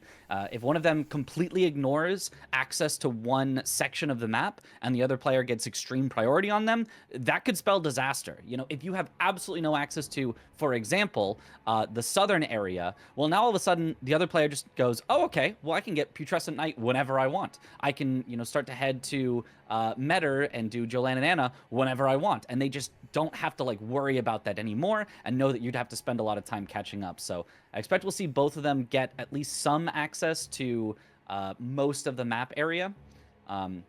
As we should also see a few more of these early squares. Looks like Chris is going to go for the more armor set, which I think is a great play. I think it's a great time to do it. Just knock one of those out. It's a corner square, so it blocks one of those diagonals that Blanks already has the Kill a Red Bear square for. So I think this is a great decision to do as an early square. I'm still expecting to see one of them do bowls at some point fairly early here. He just doesn't take that long. Although I guess in terms of the map, he's in kind of an awkward spot where you kind of just have to go way out of your way because they both did the skip to get up there. So neither of them went by Castle Ensis at all. So it's not super early game, but I do expect one of them will do it, maybe as their third or fourth square on this board. Yeah, Chris here, not fully rushing the more armor set, not thinking he's contested at all. Going to go for that Skidoo Fragment first and Highland Cross here. And then afterwards going to go for that more armor set. But yeah, Blank's going through Church District now and potentially going to be going for that Hitless Gaius. Ooh, that would be a fun one. I Yeah. don't think he's going to do hand-to-hand, though. Sorry, No. Sorry, Domo. I don't think that's going to happen. It's okay. It's okay. I could have made that center square, but hand-to-hand a Remembrance Boss or something. I don't know. Maybe that's for Game 3. Who knows? Yeah, we'll see. We'll see. We'll see. No spoilers on that. But yeah, I think that would be a strong play. You know, getting a Remembrance Boss, getting a Remembrance weapon that you can upgrade to max, and of course getting Killer Remembrance Boss hitless. So it's got a lot of synergy if you were to do Gaius.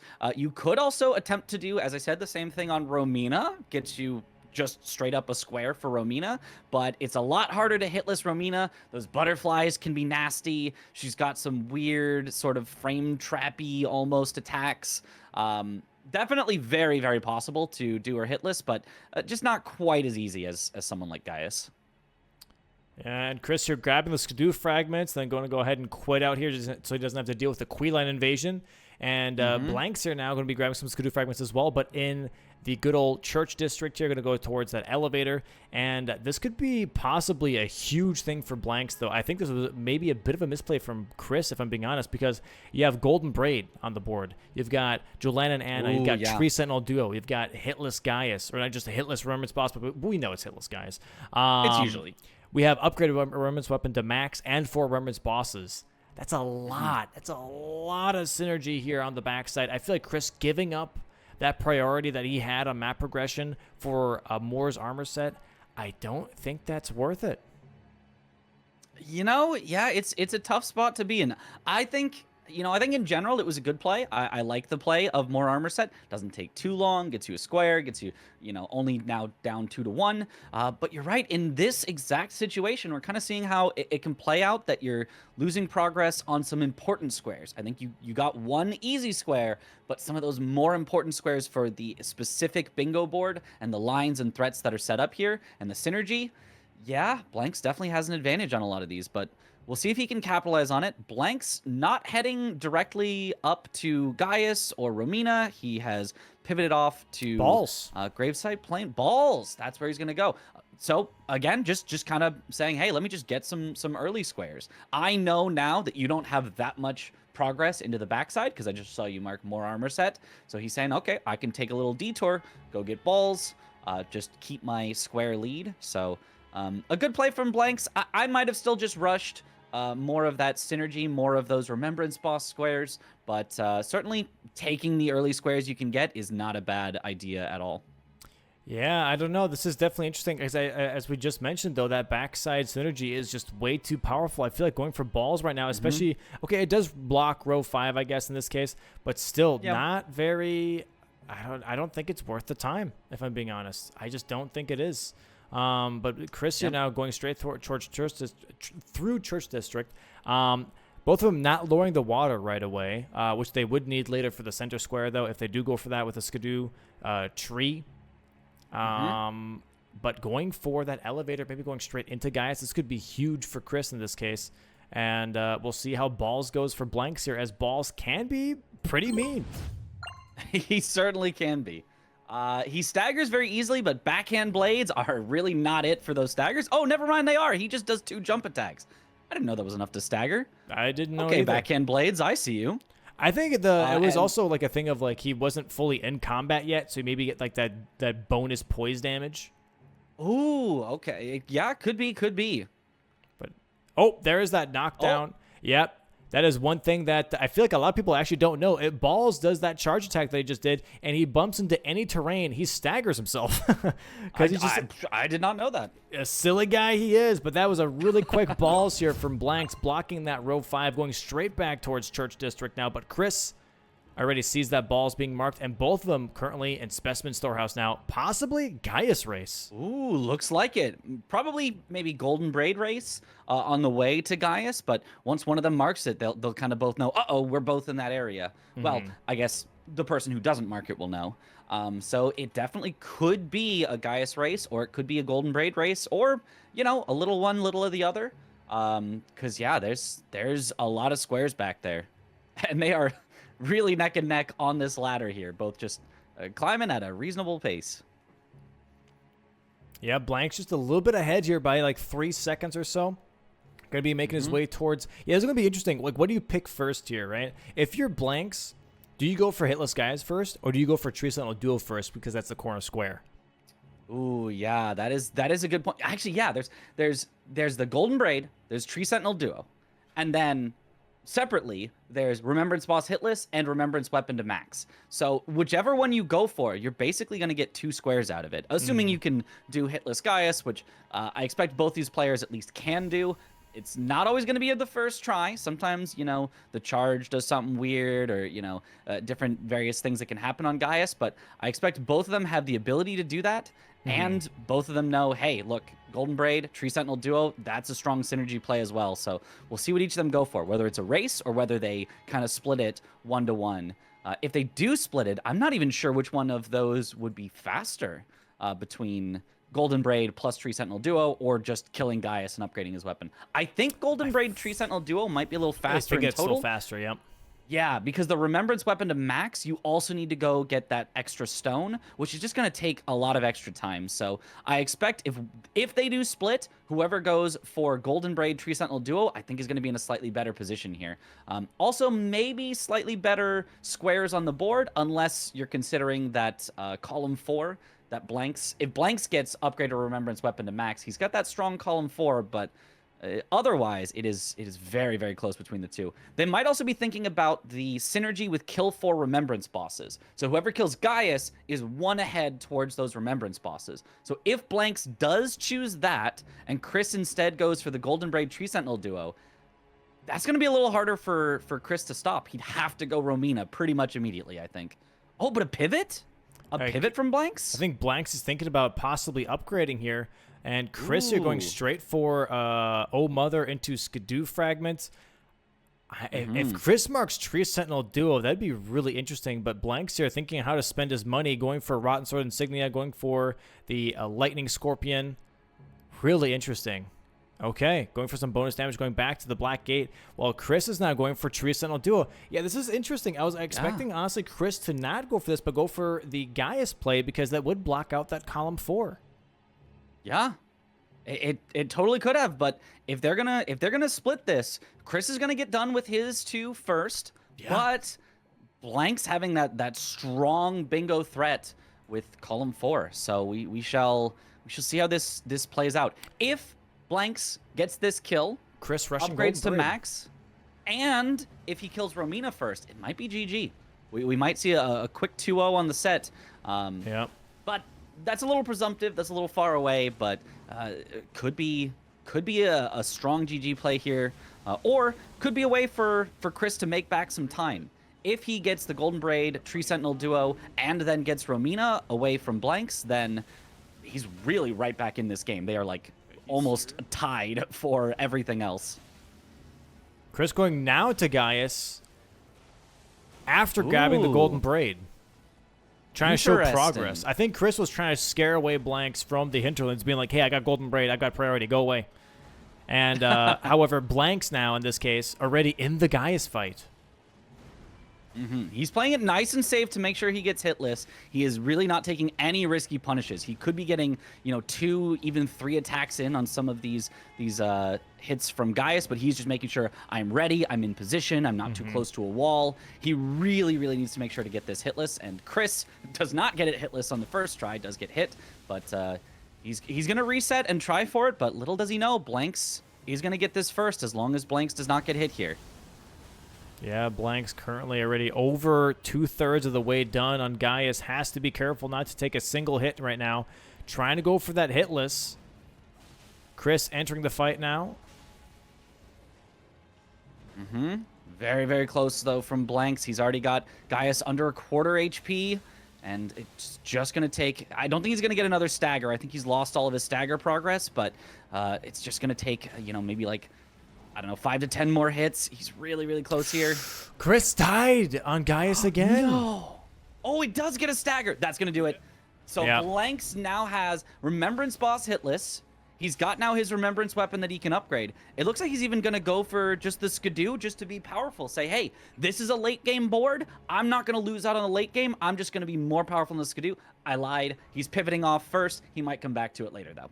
I might come back later and grab those. This is exactly what Blanks is doing. He's going to go for that hitless. Commander Gaius going straight for the Pillar of Suppression. Pillar of... It's a pillar. He's going for the pillar. He's going for the pillar. He's going to be grabbing the Gravebird set bracelets here, and then also going to go for that Smithing Stone 25 on top of the pillar to upgrade that Sword Lance to max, which is going to really push that column 4. And Chris not really respecting it and going for Tree Sentinel duo. I think once upgrade to max is shown, Chris has to go for Romina. Yeah, I do think he can get Tree Sentinel duo before Blanks can get upgrade to max, so he should still have some advantage on getting to Romina. But actually, Blanks is pretty close. So. It might, it might not be. Yeah, those deaths to Gaius, I think, have really cost him that lead that he could have had if he went straight to Tree Sentinel duo. So if this comes down to a race to Romina, it's really anyone's game here.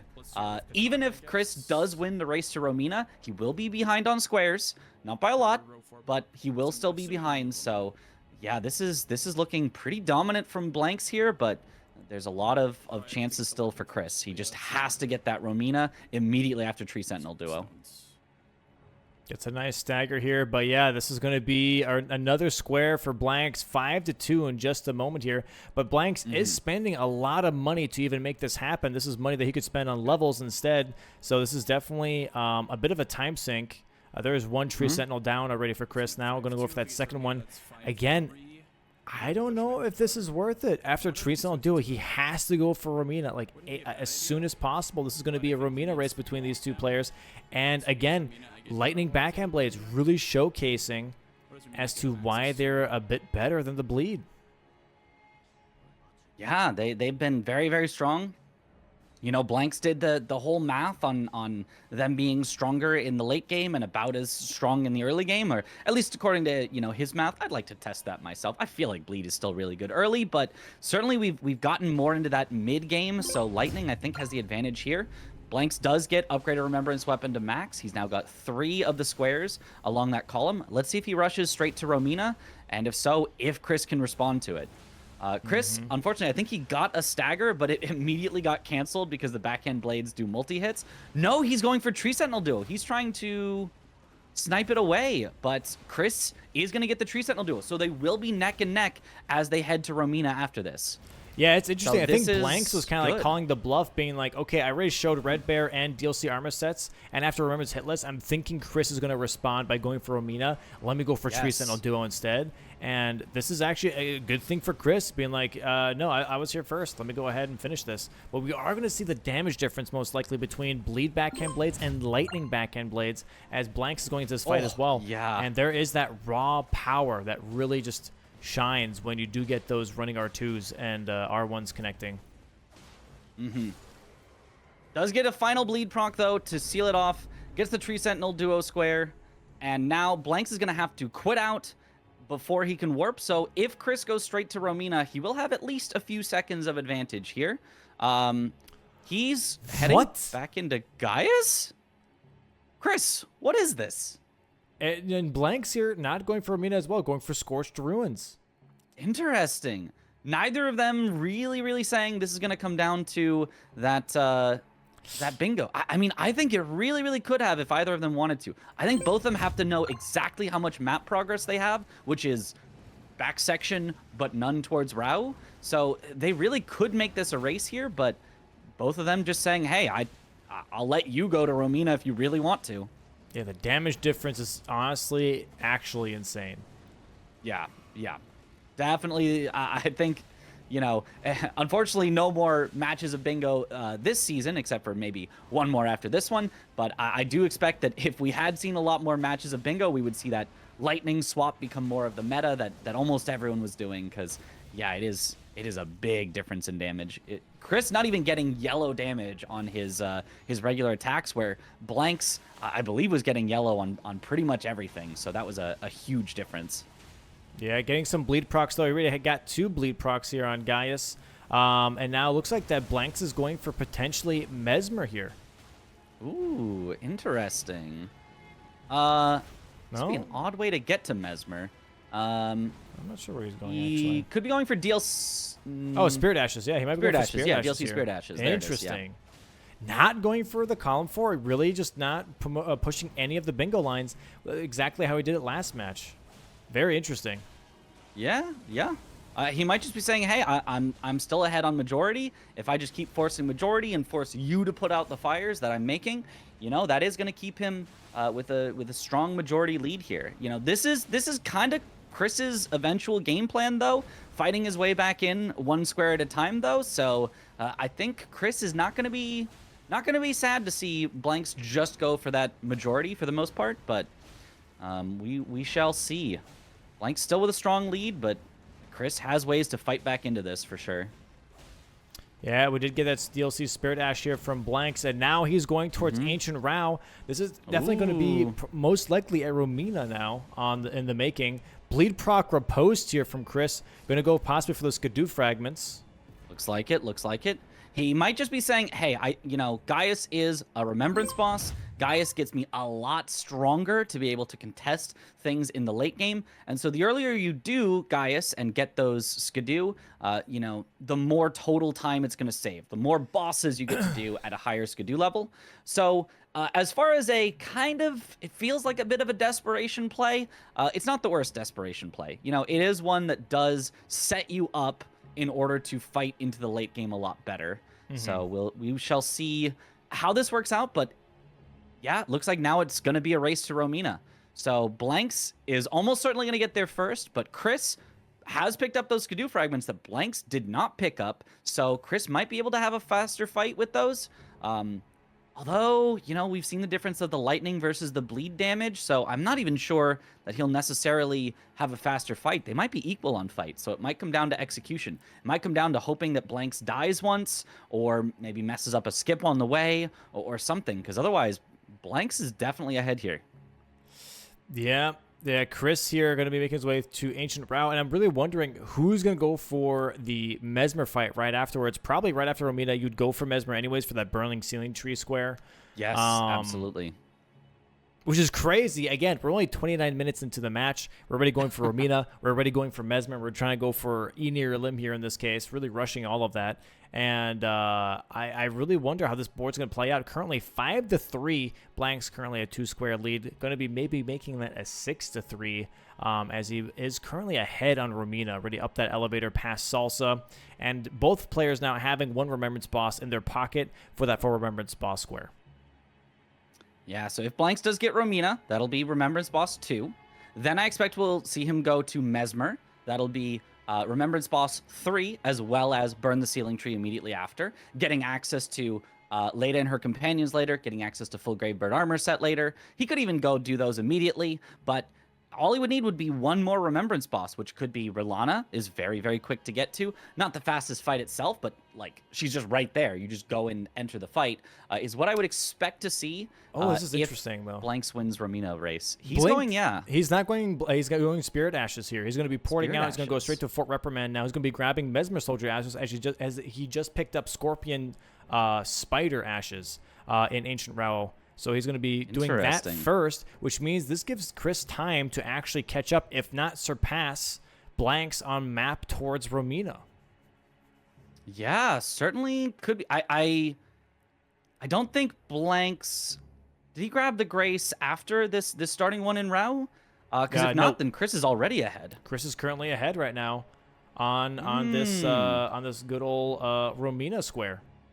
Yeah, Chris ahead, and he has that he has those extra Skidoo fragments from after Commander Gaius. So yeah, if Chris heads straight for Romina, he can at least make it not an immediate bingo, not a game that's over in 40 minutes.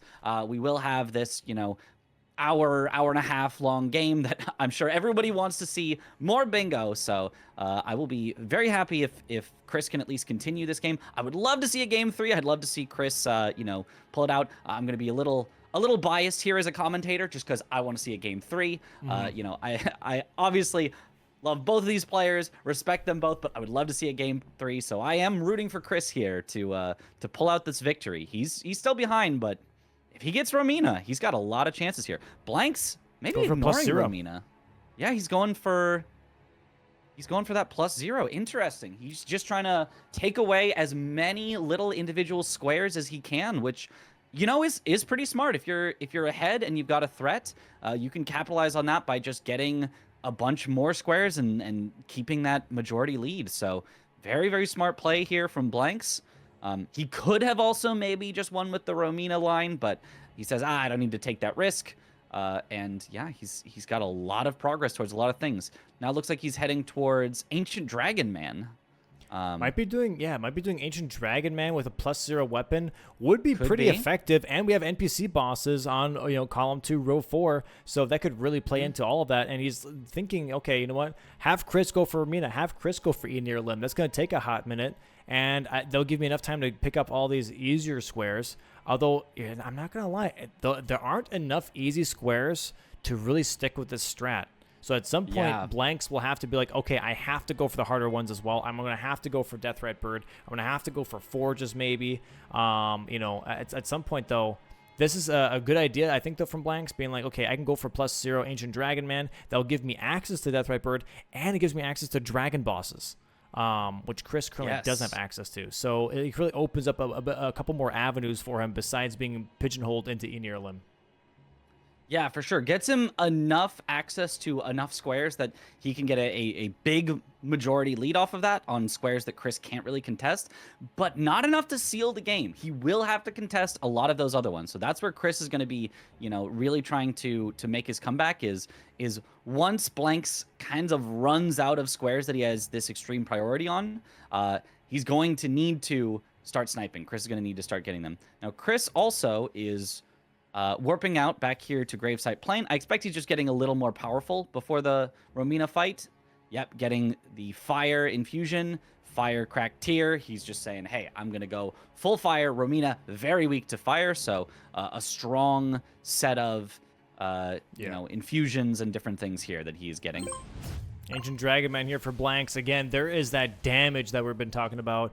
Very, very nice setup here. Has that Lightning Scorpion Charm that he takes bonus damage from, but has 12.5% extra lightning damage that his backhand blades do.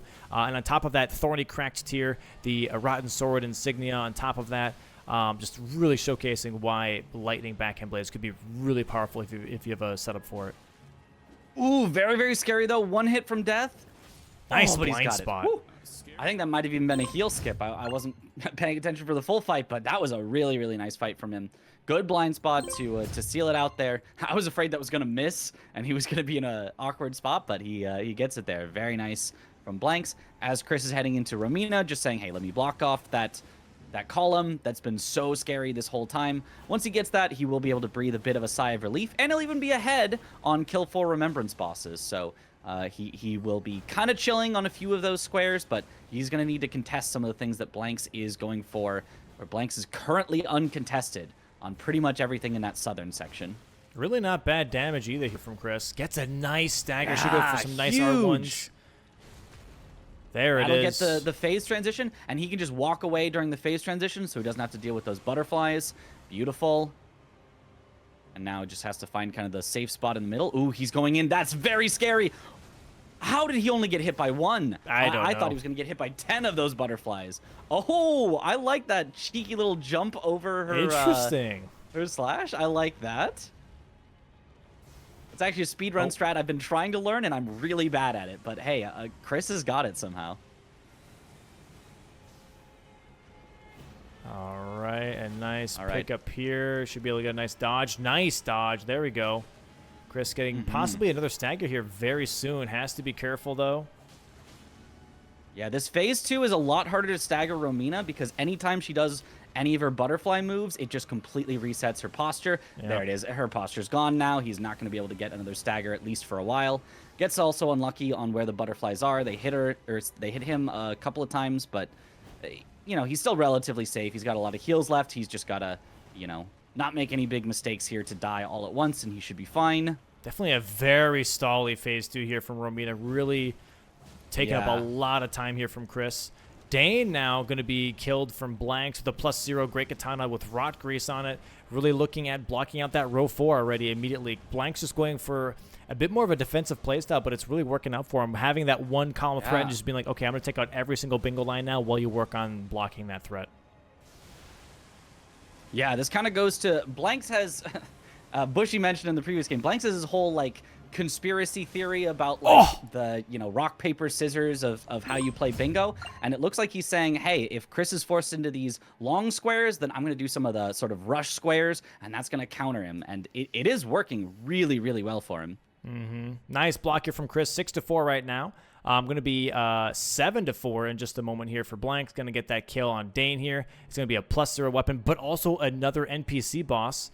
And that's going to be 2 NPC bosses here. He can go straight for a solitary jail if he really wants to. Going to Graveside Plains, so I'm assuming he is going to finish that out. And that's going to put Chris in a bit of a weird spot here of like, okay, well, what do I go for next? 7-4, currently 3-square lead Blanks. Yeah, Blanks just absolutely taking the early lead and just really, really holding on to it. He's just playing so well. You know, I think Blanks just really, really, really wants this win. He came in as perhaps a little bit of an underdog, you know, not really having been a bingo player before this. He even came into the top 4 as the underdog, 4th place, the only player that got in with a 5-4 record, just barely getting those tiebreakers over the other players with the 5-4 record. But he is showing why he absolutely deserves to be here. And, you know, not only deserves to be here, he's looking like he deserves to win the whole thing with how he's playing today, because this has been an absolute, you know, clinic that he has put on how to get that early lead and just maintain it. Just keep up the pressure. Do not let off for a single second. And it is really, really working out for him. I'm expecting here a potential Mesmer from the looks of it from Chris now. Going to be going back to the loft here. This is his 3rd NPC boss for Blanks. That damage is just ridiculous. Going for those lightning backhand blades again. Normally very scary versus Black Jail Knight, but with this damage... a bit of a cakewalk, if I may say so, actually. Yeah, he's not even taking too much. I say he's not taking too much damage. Then he takes half his health in a hit. But, you know, having a reasonable Skidoo level for this Solitary Jail Knight makes it a lot less scary if you know you're not going to get one shot, especially if you know you're not going to get two shot. He can be a lot less scary if you don't have to worry about that. So, yeah, Blank's able to kind of take his time a little bit, but get a lot of those staggers. Just do those jumping R2s that do that mini stagger on Solitary Jail Knight, so you know you're not going to get hit back for it. And he's taking him down pretty easily here. Probably about 2 more hits. Boom, there it is. That's his third NPC boss. That's going to be a huge thing here for Blanks now. A current 4-square lead, 8-4. Chris nodding his head, being like, okay, I kind of expected that. Dies here to the Winged Serpent Fire Knight. But we'll be able to get at least Mesmer here. That's going to be his third Remembrance boss and also be able to burn the Ceiling Tree. And it looks like that Blanks might be working on that now too, talking to Hornsent, or maybe looking at Letta Rune instead. I think it's probably going to be Letta Rune. Does not feel like he's super set up. He'd have to go all the way through Rao to get to Romina in order to burn the Ceiling Tree. Doesn't feel like he's going to contest that. So Chris doesn't necessarily have to do that right now because he knows, he should know at least, that he's way, way ahead on this. So he's got to probably start contesting some of these other squares and maybe come back to it later. If Blanks doesn't show progress on anything else for a while, maybe he goes back for it. But yeah, Chris is going to need to take some risks. 8-4 is a big lead for Blanks. Not an insurmountable lead, but a big lead here. So Chris is going to have to take, I think, some risks. I think he's going to have to play maybe a little bit outside of his comfort zone. But as I say that, no, he's just going straight for Mesmer. I don't necessarily know. Like, Mesmer is obviously a strong play. Gets you a burn the Ceiling Tree, gets you access to Late Inner Companions, gets you access to full Gravebird Armor set, gets you access to eventually break Miquella's Charm. But, you know, going for something that Blanks isn't going for is not usually the way that you come back in a deficit. In a deficit, you usually have to go for the same squares that your opponent is going for and snipe them on it. So I don't know this is going to work out for Chris, but it is a strong play with a lot of synergy. It's just maybe not what he needs at this exact moment. Yeah, it looks like Blank's currently back in Ancient Rao, though. Maybe is eyeballing the burning Ceiling Tree. Sees that it's not marked by Chris just yet here, so maybe starting to work on those 4 Remembrance bosses. Chris here, though, on Mesmer, did summon Hornsent, so he is looking at possibly having to deal with Letta and her companions later on into the match here. Gets a huge bleed proc. Very nice. Going straight into phase 2. Unfortunately, I think he did also get the stagger right before the phase transition, so he's not going to get it at the start of phase 2, but still very, very strong damage. Yeah, Hornsent really actually putting in a lot of work here for Chris as well. Yeah, Hornsent can be super strong. I'm surprised we haven't seen it more often by players during the season, but certainly if you've got Late Inner Companions, huge, huge kill. Huge bleed procs into a stagger. That was amazing. Yes, that was a very, very nice kill from Chris. So he's got to be happy about that. And so now he'll have access to burn the Ceiling Tree immediately, maybe wasting a bit of Blanks' time since Blanks is heading through Rao, and that's not really going to get him access to anything once Chris gets the burn the Ceiling Tree. Unless Blanks goes fully all the way to Romina and Mesmer and then, you know, goes on to Leda and her companions. But I feel like that would be maybe a little bit too committal from Blanks to try to snipe away these squares that Chris has progression on when he really doesn't need to. He can kind of just play his game plan, just keep taking easier squares and keep that lead. But, you know, maybe he will commit to it. Maybe he'll say, hey, I'm going to, you know, scare Chris by not marking anything for a while and eventually take the squares that he's got priority on. So we'll Chris see what happens. Leveled Faith, by the way, to 18. Ooh. So he may be looking at going for Holy Backhand Blades at some point for killing the dragons. Going for Ghost Flame Dragons. There it is, Burning Ceiling Tree now. Blanks now still would want to get this Grace at the very least for Romina, so he still has to invest a little bit of time, but Chris could grab the Grace here and not fully commit to Enear Limb and come back later if he really wants to. Yeah. And go for Deathrite Bird and Ghost Flame Dragons. Yeah, that is something he could definitely do. I think the Deathrite Bird, yeah, even just for Deathrite Bird, having those Holy Backhand Blades is going to be a very big deal. Ooh, he's going to, looks like Drain the Water. He might be heading towards Skidoo Tree. Ooh, that could be interesting. If he did Skidoo Tree first, gets the giant sunflower. That would be really strong against Deathrite Bird and really strong against the dragon bosses. Also, I think that'll be his fourth remembrance boss. Yep. So that's a strong synergy play. Oh, and Putrescent Knight, Strike and Holy. And Putrescent Knight. Yes, absolutely. So that sets him up beautifully. And of course, it's required in order to do that center square. So I like this play from Chris. It's risky. It's a slow play, right? It takes a while to get to Sunflower, but it sets you up so nicely for so many of those squares. I really like this play. I think this is a great play, a great risk that you can take to try to get back into it. He's only down by 3 squares right now, not the 4 anymore. And Blanks kind of almost wasted his time a little bit going through Rouse. So Chris coming back into this, and with that huge synergy, he could come back into this in a big way. He's got advantage on Enir Illim, and he would have advantage on so many of those things that are weak to Holy. So this seems like a great idea to me. And yeah, we're seeing Blanks here now going for the Let a Ruin square while Chris is draining the water. This is really interesting because, again, like I mentioned, yeah, Blanks might be going for he's skipping it. He's heading down. What would he be doing? NPC? Prepping Frenzy NPC? Catacombs and Frenzy NPC, I guess?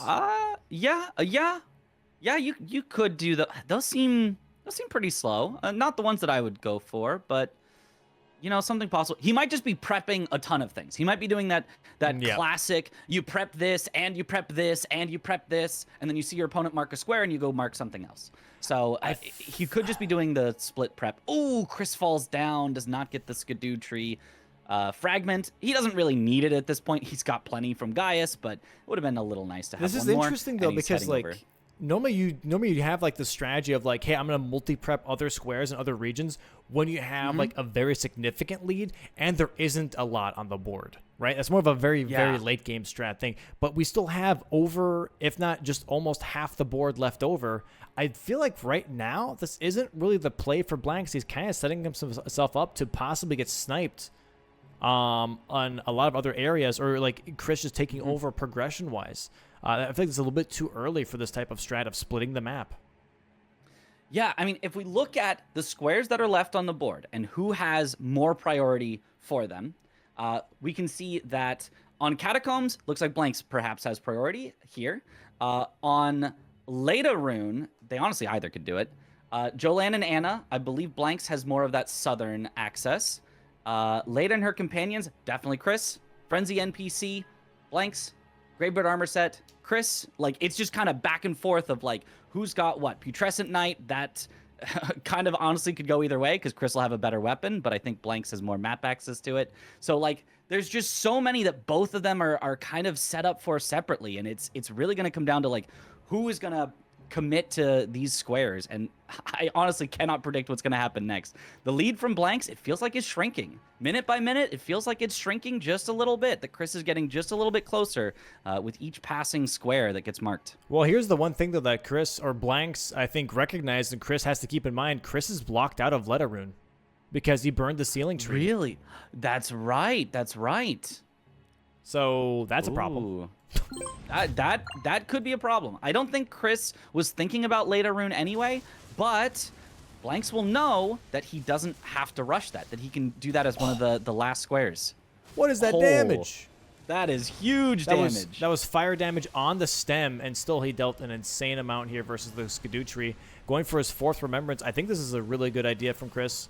For sure. Yeah. And Blanks prepping the Catacomb all the way to at least the Grace, and maybe even just fully doing it would be very interesting. Chris here melting the Skidoo tree, though. Oh my, look at that damage.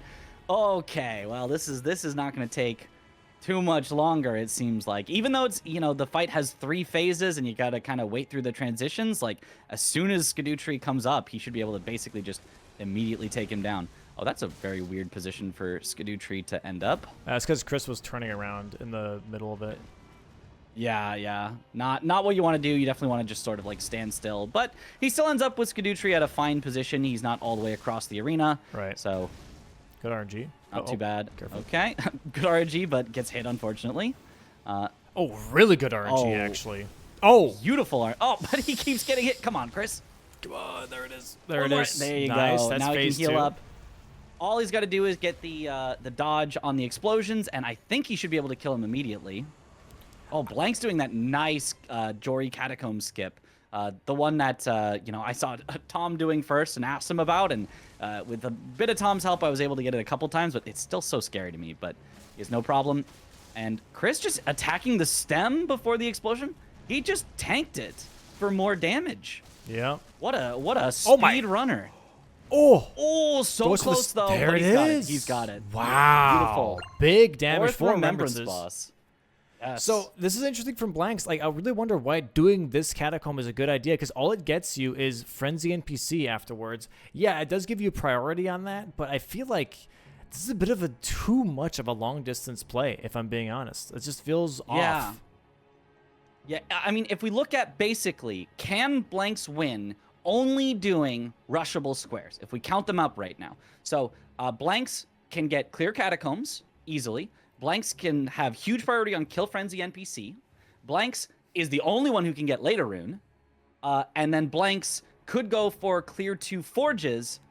That only puts him at 12. So he needs to contest at least one of the other ones, probably Deathrite Bird or Dragon bosses. That doesn't leave him, a lot of room here. He's got priority on several of them, but not on enough to fully close out this game. He's going to need to look for at least one more that he's going to need to sort of take away from Chris, because Chris has a lot of access to a lot of things around the map.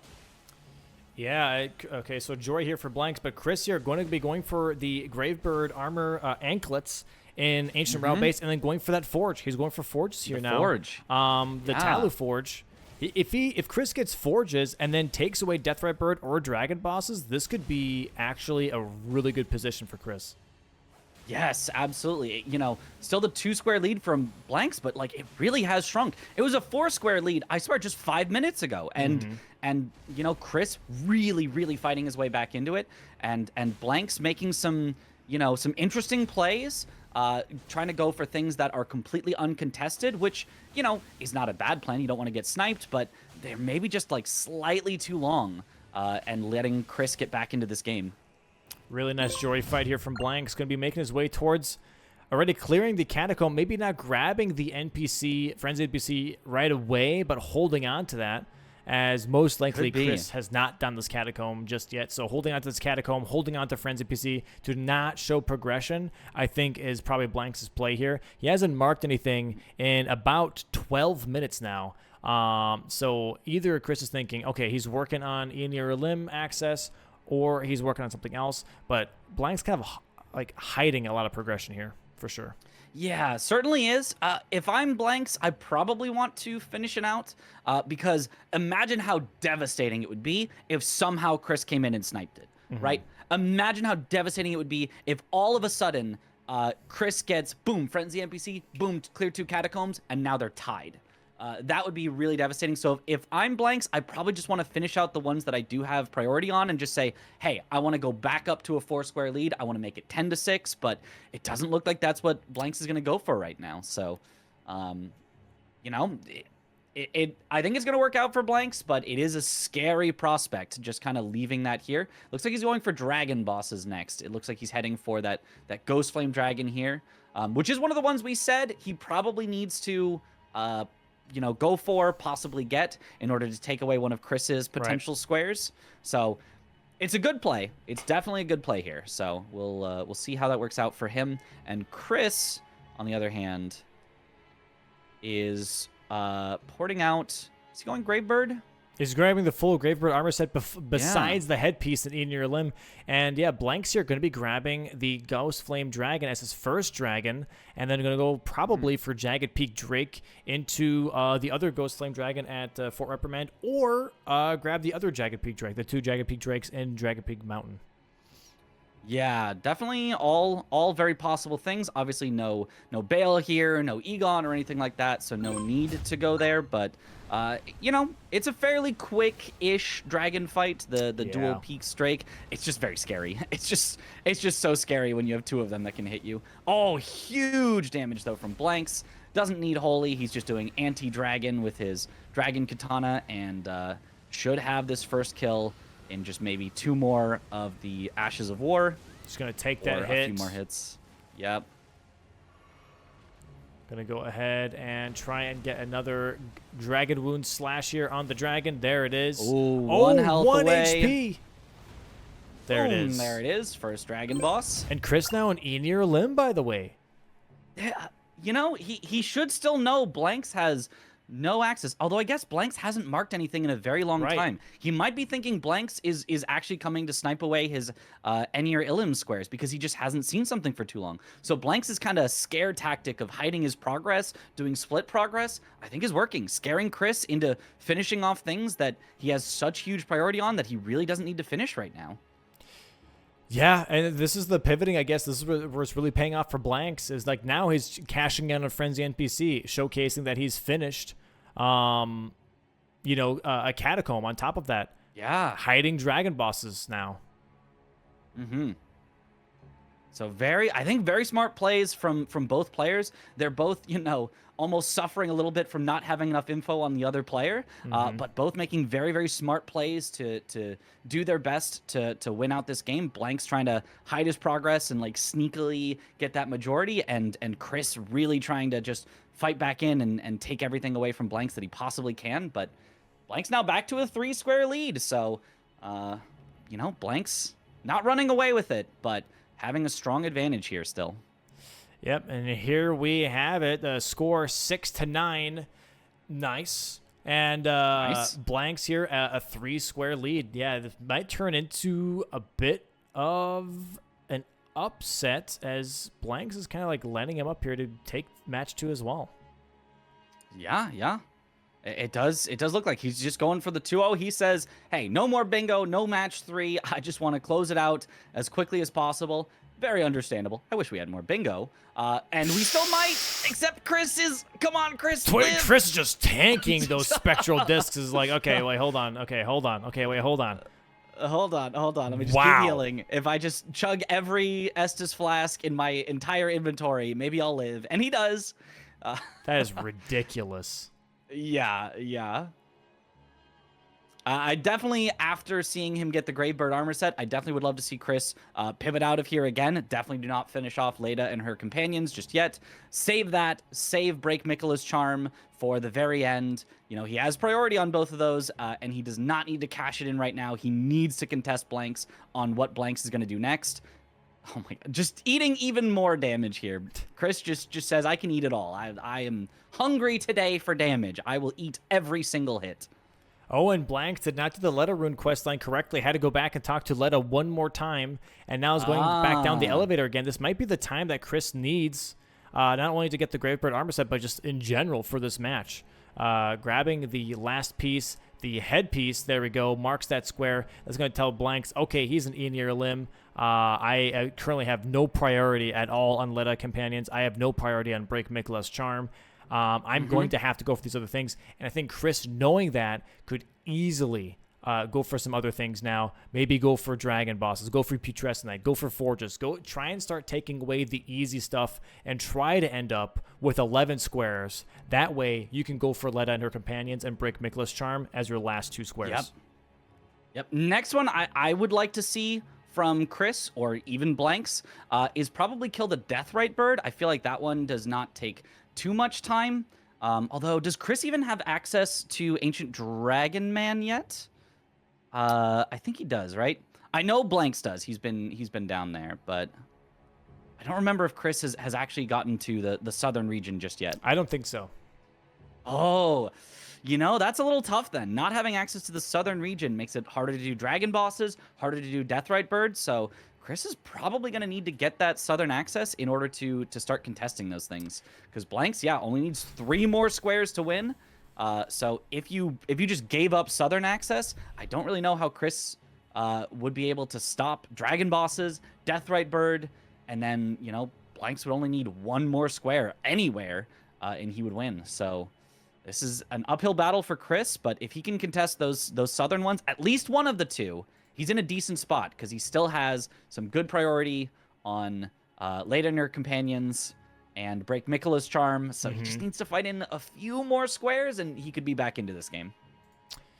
Definitely looking tough here, though, for the comeback for Chris. But, always could be hopeful. There's always, pivot central, especially in late game. So it could happen. It could happen. But right now, Blank's already making his way towards what could be Deathrite Bird, if not Putrescent Knight.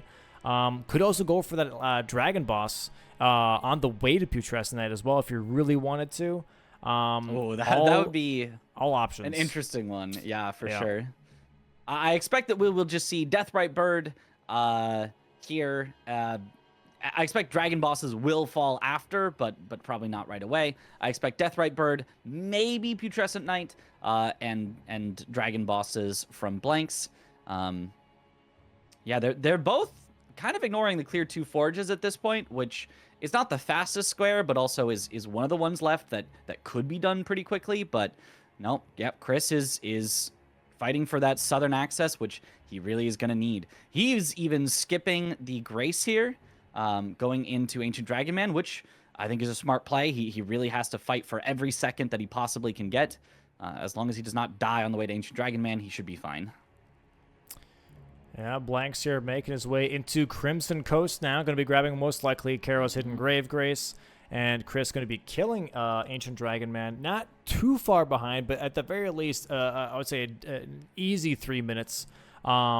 Depending on square choices here, though, if Blanks goes for Deathrite Bird, could give Chris enough time to go for that Putrescent Knight instead. Yeah, definitely could be. And Chris should be able to take out Putrescent Knight very, very quickly with that Sunflower Hammer if he does level it up. So that's definitely one that I might put as a Chris advantage, even though obviously Blanks is technically closer physically. I'd say that Chris can catch up on that physical distance very quickly and should have a much, much faster fight if they end up racing for it. And nice damage here. Blanks going to the Gaius Skidoo Tree Fragments. I think this is very, very smart. He says, hey, there's enough killing left on the board that the increased damage from those Skidoo Tree is going to be worth it. I think that is correct. He might have even wanted to do it slightly sooner than now, but hey, it's worked out for him so far. Chris taking out the Ancient Dragon Man. Very beautiful fight. Chris skipping Flask as well on Ancient Dragon Man, which is going to be very, very useful for sure. This is just interesting because now with grabbing the Skidoo Fragments gives Chris just a little bit more time to maybe even take away Dragon Bosses if he really wants to. He could try and take away some progression, go for Jagged Peak Drake. He has 18 Faith. He could go grab the Holy Wet Blade, the Sanctified Wet Blade, kill the Ghost Flame Dragons with backhand blades. That wouldn't be a bad idea either. Just overall putting him in a position to where he has to take away 2 squares. If he takes away 2 squares from Blanks, he is in a position to potentially turn this match around into his favor. As of right now, though, Blanks running away with this lead. Going for backhand blades on this Deathrite Bird here, already drinking his Physic, getting ready to take out another square. Yep, so he's just got to be really careful. He's taking out some of the birds around the area, which I think is very, very smart as you're going for this Deathrite Bird. You do not want to have it be like a 5v1 with a bunch of little birds attacking you as well. So clearing out some area and trying to just bait the Deathrite Bird over into the clearer section. Very, very smart play. We'll see if the Deathrite Bird takes the bait. Looks like he will. Mitigating a lot of risk here, making sure that those Grave Bird or Grave Birds, I should say. Fire damage though. He's healed up though. He's fine now. But yeah, this Holy Backhand Blade is doing a ton of work. Just look at how much damage he's doing per hit. That's lightning still, actually. Really, it is light. All I can see is yellow. It's a little small on my screen. If you look at Deathbird, when the backhands hit, it's like lightning effect, not the holy effect. Yeah, they are in water, so lightning is still very strong. He did aggro one of the Gravebirds here, though. That could be a problem. This Deathbird takes it out, maybe though 4 Blanks. Has to be really careful. Does get some hits in the air there. Almost a phase 2 here for Blanks on this Deathrite Bird, I should say. And Chris here, however, now almost at Karo's Hidden Grave himself. That's not the right way. Yeah. If it comes down to a race, I think there's no way Chris wins this unless Blanks gets Torrent taken out, but he's still okay. Still living. Go. Still no phase 2 attack here, though. Has to heal up. There it is. There's that phase 2. There comes the big explosion. Oh! No, it went in exactly his direction. This could be what Chris needs in order to snipe away this square. This would be huge if Chris can take this away. Chris is here. Oh my goodness. Chris is showing up. Yeah, he's right here. He is right next to it. There is, they are neck and neck. Chris setting up though. Chris still has to do a little bit of setup. He's leveling up here. But if he has a faster fight, if he's just a little bit cleaner with the execution on the kill, he could snipe this away. This snipe Blanks. could be match defining for sure. Chris here going for could Holy, be. not Lightning. This could genuinely be the deciding factor on Affinity because Lightning, I don't think, is enough to catch up to Holy in this specific situation on this fight. Chris here, one-handing those backhand blades accidentally here. Going to be killing that one Gravebird as well. Going to be possibly killing the second Gravebird and going for that Deathrite Bird. Both of them pretty much starting the fight at the same time. Blank's going for the Dragon Katana because he wants that ranged attack. He thinks it's safer. But I don't think that's going to be as fast as what Chris can do. Chris, you know, taking out the birds now. And oh my God, look at that headshot damage. Unfortunately, though, he does have to deal with two extra birds here. This is not He's gotta be ideal. careful. Oh, this is really not ideal for Chris. Okay, he has time to heal up. Oh, getting hit a bit more, though. Okay, the Deathbird is taking out those birds for him. Yep. Okay, both of them currently at the same health. Now Chris should do some more damage. I think Chris wins this race here if all, you know, stays, neither of them dying, neither of them having to heal too much. Oh, but big damage from Blanks. That Dragon Moon Slash is actually doing great damage. Oh, he does have good another RNG bird for coming Chris. in. Oh. Yeah. If Chris gets a stagger here, this could be huge. If Chris gets a stagger, it's over. He's just going for it. No, he's running away. Okay. That was a play, lot smart of damage, play. though. A lot of damage. Has to be careful. Takes the double tick. No! Oh my God! There's no way! Getting on Torrent actually sealed his doom because when Torrent dies, you're stuck on the ground and there's nothing you can do. No! That's Oh crazy. my. That is criminal from the game. And this might be a Deathrite Bird then for Blanks. That was genuinely Chris's winning ticket right there. There's the stagger. There's the stagger. That's it. That's it. Wow. Blanks has this. Chris is going to see that. No, that is devastating. Oh my goodness. Chris going back to In-Ear Limb, though. That is the worst call that you could do right now. In-Ear Limb is not the move. There's no reason to do Leda right now. You know that Blanks has no access here. There's no way that he can. Oh, yeah, and Blanks getting ready to do Putrescent. That was, oh my God. If Chris got that, this would have turned this match upside down. It would have been 10-8, a 2-square lead for Blanks, but instead it is a 4-square lead right now. Yeah, it would have been only a 2-square lead for Blanks, and Chris had extreme priority on both Leda and Mikola's Charm. It effectively was even if Chris got that snipe, but now I don't see how Chris can come back from this if he's going Leda right now. Blanks just has to go kill PK and get whatever he wants otherwise. He's already got a Dragon Boss. He could finish that out. He could go for Forges. He could do absolutely whatever he wants at this point. Oh my. And he's actually just going for Dragons first. So he's not even going for PK right now, Blanks. Yeah. So, yeah, oh, man, it truly would have really come down to it if he'd gotten that square, but unfortunately, torrenting up just sealed his doom. Torrent, such a scary place to be. He was just hoping the flames from the Deathrite Bird would be anywhere other than exactly under his feet, but lost that gamble. Big damage here from Blanks. Now this Ghost Flame Dragon getting that riposte now as well. However, is going to get the summoning now from this Ghost Flame Dragon rather than the AoE that happens. Never mind. Oh, no, he does the AoE. And he's got the AoE.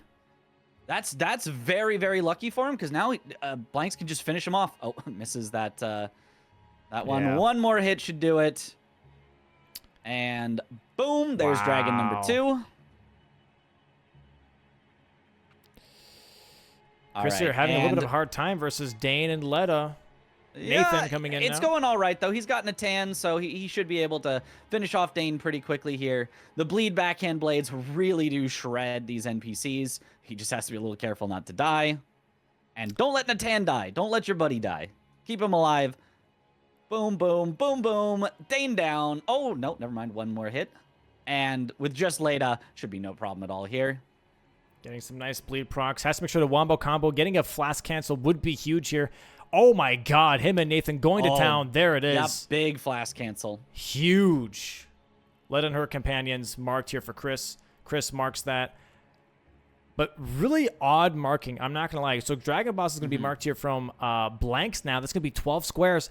This is going to be GG's for Blanks because he already has one Catacomb. All Blanks has to do now is clear another Catacomb after this Dragon, and that is That's GG's. a good point. Yeah. Yeah, I mean, there's no... I think there's no world where Chris goes immediately for Catacombs. Like... I mean, you kind of have to because you already know he has a Catacomb because he did the Frenzy NPC, but like... Chris is prepping dragons. He's got dragons. It's just tough. Yeah, he's going to go dragons. I think that's the obvious play to go for, and it is not going to work out for him. I really don't know why he went for Leda and her companions. That is a very odd choice. Very, very strange decision for sure.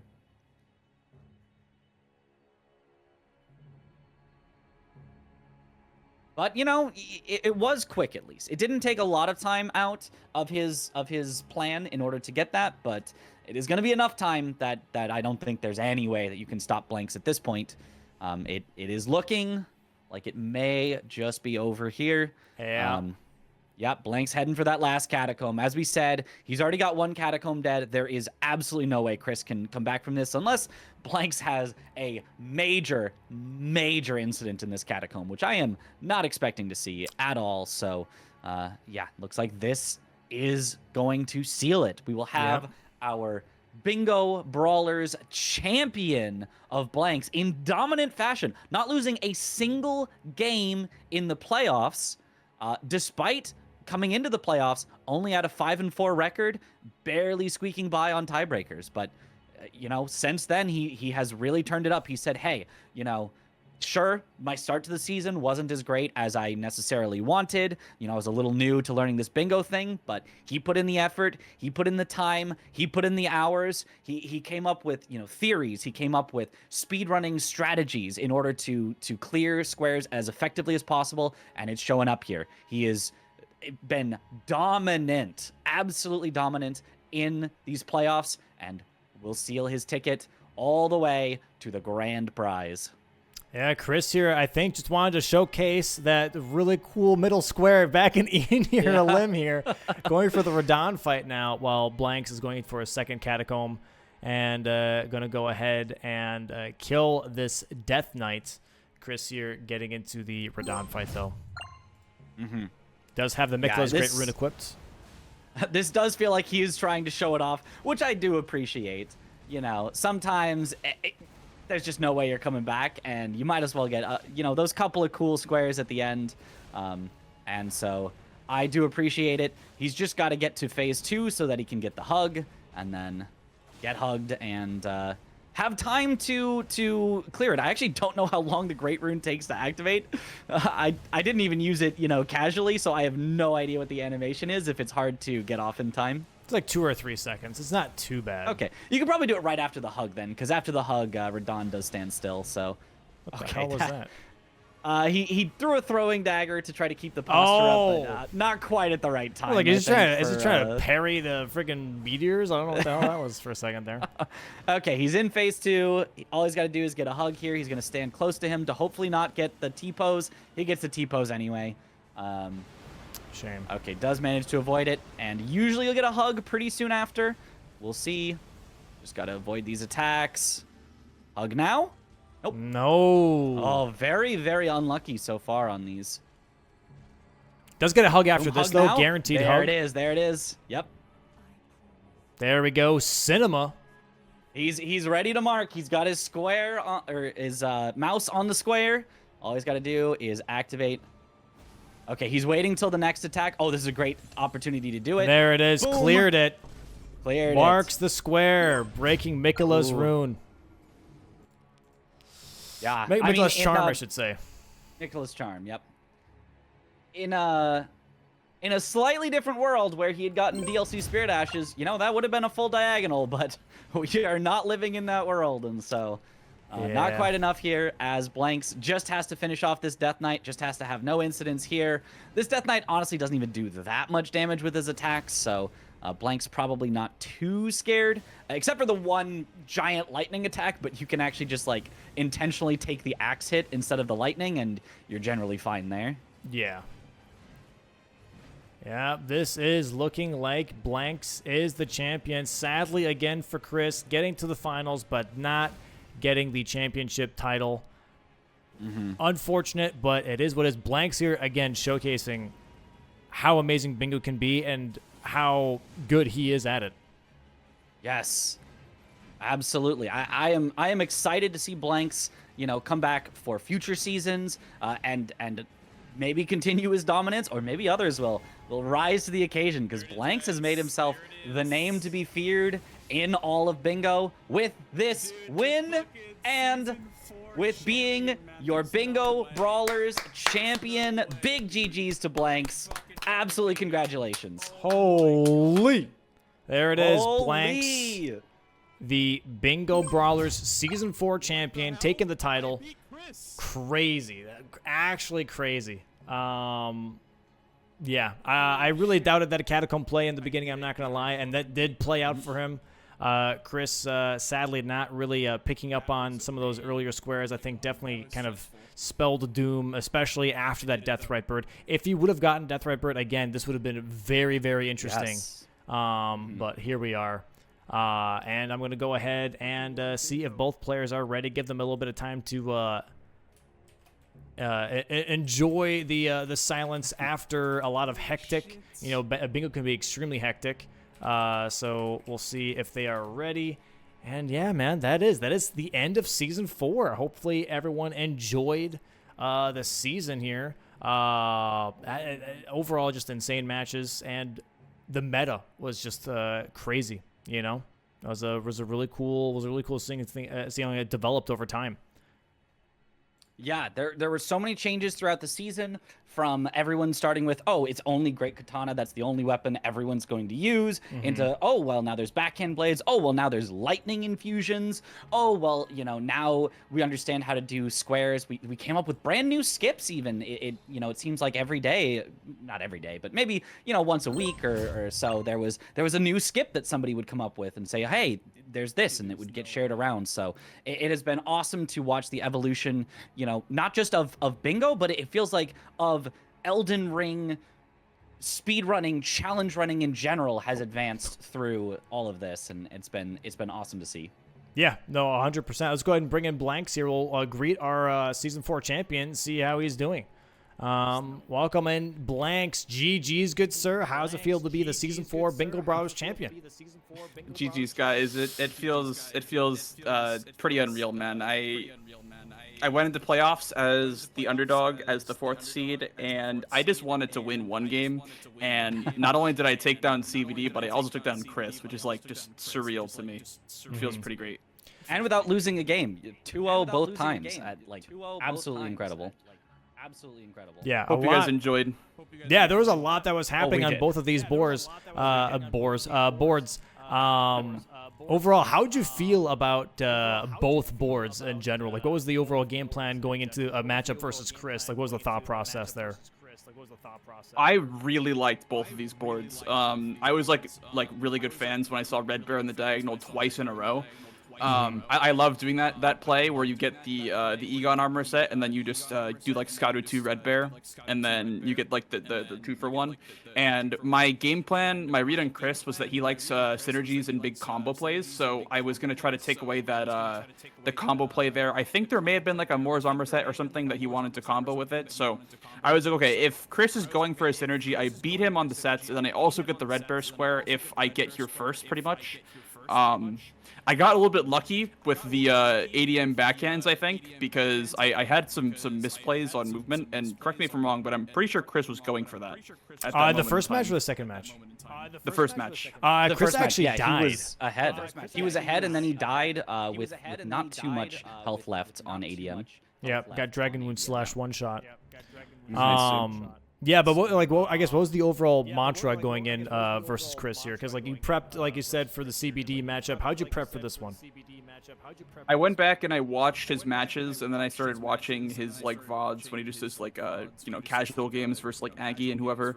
And I started to like note some patterns that I saw.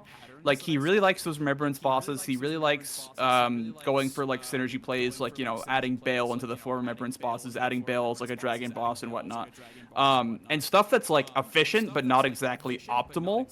So today I wanted to kind of punish him for that, and I don't know if he was going for armor sets, but he marked a really late Moore's armor set, so that tells me that he was going for sets in some capacity. So I am kind of happy that I was able to kind of get that read. Also, in game 1, I don't know if you guys noticed, but I set up Gaius, and then I saw he marked Chief Bloodfiend on column 4, and then he had progress on row 3, which was Spirit Ashes. So I figured he was going to do the Spirit Ashes and try to build a line towards center square. And I thought he was also going to do Dancing Lion plus Deathblight Lion. So I cut him off at Rolling Ram, even though it was inefficient to go from Elak River. It made a lot of sense because I cut off his progress like right before he can get that line started. Gotcha. Yeah, I think that was very smart because that could have been a very tough threat to deal with otherwise. Yeah. Let's go ahead and bring in Chris here as well. Oh, he just walked away. Hold on. Give him a hot second. Welcome on in, Chris. GG, hey. sir. Yo, GG's Blanks. Well GG's, deserved, Chris. man. You are really good. Well said. Appreciate that. More than happy to lose to you. So, Chris, like, what was kind of like the prep that went in there for you, kind of facing blanks in the finals here? Play at my all. best. Yeah. Well, I don't know, like, what's like, because like sometimes you prep for like the opponent themselves, like if you face like Aggie, you maybe think a different way than if you face blanks in this case. Like what exactly is like besides playing good, do you have anything in mind that you're like, okay, this is what I have to keep in mind or be mindful of when I do face this specific person? I mean, I knew we would both be rushing whatever is the most first like rush thing, and then it just came down to like who got that, which was game 1. My thumb kind of slipped off my joystick when I went to roll, / my stick was like centered when I went to roll, and then I backstepped and got one shot by ADM. So I don't know. It was a backstep. Oh, that's yeah. The camera was like weird, so probably didn't show it too well. But yeah. And I was muted that whole time in game 2 on accident because I muted for the break. But that doesn't matter for stream really. But yeah. That's tough. I got the center squares though, so who's the real winner? Yeah. True. It In might as well both have been games- instant wins. Just count Chris the winner. Yeah, for game 1, I was like, yeah, this is kind of over if I can't get back into the game pretty early after the ADM stuff. So then I was like, all right, let's go for like center square and try our best other ways. But then, that I lost the transformation by probably 10 seconds because I went to grab the Grace after getting the painting. Because I knew you would get it from Lamenter. But yeah, if I didn't go to grab the Grace after the water hole, because there was stuff in like the frenzy or the exaltation, and so I was like, okay, maybe I'll need to go there later. Yeah. That was my point, next play. It would have been if you like got me. 12 to. Yeah. Okay. Well. That was a good read then. Yeah. But apparently you had a Lamenter fight that was crazy. So. It was pretty fast. Yeah. Yeah. It was very fast. Yeah. Yeah. Chow was saying he didn't even like warp out. Like he didn't even phase. He did once. Oh, okay. I was gonna say, how do you do that without even one? Yeah, 0 would be really tough. I killed him. I killed him as he was warping away the second time. Like if you do enough damage to kill him, he just kind of dies instantly. So. Yeah, exactly. So both matches, unique center squares. How do we feel about those, by the way? Dude, the Deathblight Lion can go eat shit, dude. That fight was not fun. I first tried it, but like, oh man. Took a little bit of time. Yeah. Did you buy the Prince of Death cyst for it? I did not. I didn't consider that. I did buy armor beforehand though. Oh. That was my prep for Dancing Lion. Like if that was a potential center square, was to buy the Prince of Death cyst, and then you get like practicing imaginary squares, dude. I had no chance. Hey, I also called that. I said, hey, that's gonna be one of the squares. That's kind of an obvious one because that was one we had like considered as like in the original square list. Yeah. Like a while back, but yeah. I like the break the charm one. That was fun. That was it was a good idea. I broke it and then died right as the animation finished, so that was perfect. That's all you need. Yeah. Yeah. Yeah, I mean, I was kind of scared if I didn't get Spirit Ashes. I think that would have been a really scary line because, well, I don't know if you know, but as soon as he burned the Sealing Tree, I was like, oh, he can't do Letter Rune anymore because he killed Yeah, I didn't Mesmer. realize that until like I was after the Graveyard set, I think, and then I was like, oh shit, I locked myself out of Letter Rune, and then he marked it. I'm like, wait, why'd he go for that? And it's like, oh, maybe he's going to the Sealing Tree himself, or he's bluffing that. And I figured it was just a bluff, but like even still, it was a little scary. Yeah, that was like the purpose of marking it, was to tell you that I'm not afraid to go to Ender Limb, and also maybe you would like have an epiphany that you can still go and do the Onspock invasion for Letter Rune. True. But, yeah. Yeah, I don't know where that summon sign is though. Yeah, it's a little weird. He's like kind of like hiding. It's almost on first floor. You have to go up some staircases, Well, but he's. I know where he is at the base, but I don't know where like the sign goes and stuff. Like Yeah, the invasion. I'm not sure. I've never done that. It's on it's on like the third floor or something like that. Yeah, I'm not too sure either, actually, if I'm being honest. But just it's So let's start with match 1 first, and then we'll work forward into match 2 because there's a bit to unpack here. Sure. So match 1 we had kind of like a pretty big snipe on Ancient Dragonman backhand blades because Chris sadly died to that with Dragon's Wounds last year, and then straight into the armor sets with Red Bear. So that was a huge just like advantage already on that board for 4 squares with blanks, but also having 2 corner squares with that. What was the overall game plan after that blanks? Because noticing game 1 and game 2, you never went for a bingo line. You always just try to go for like what seemed to be just full blocking and then just go for majority.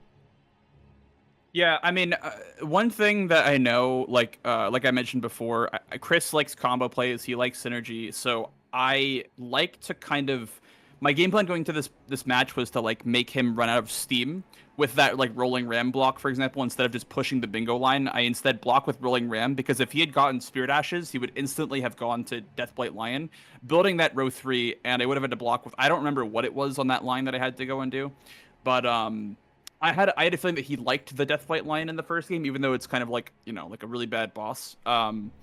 I knew that he would want to go for it anyway because I had some synergy.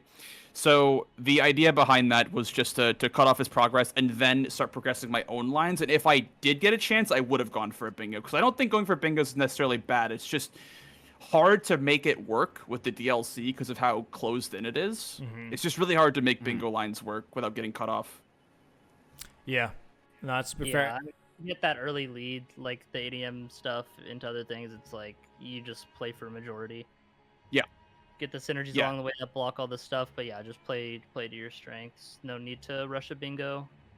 You only really go for bingos if you're behind, which I was going to in that game 1, kind of like maybe sneak a column 4, but then you did the lightning ram, the rolling ram, and so I was okay, which makes sense. So yeah, I went through Elac River even though I had killed ADM, because even though it's slower, or not slower, but it's less efficient, it's still it gets me the square. Then I can go ahead and I can do Gaius, and I can just kind of control the board from that point, instead of, you know, having that progress on ADM for like transformation, torch, and whatever.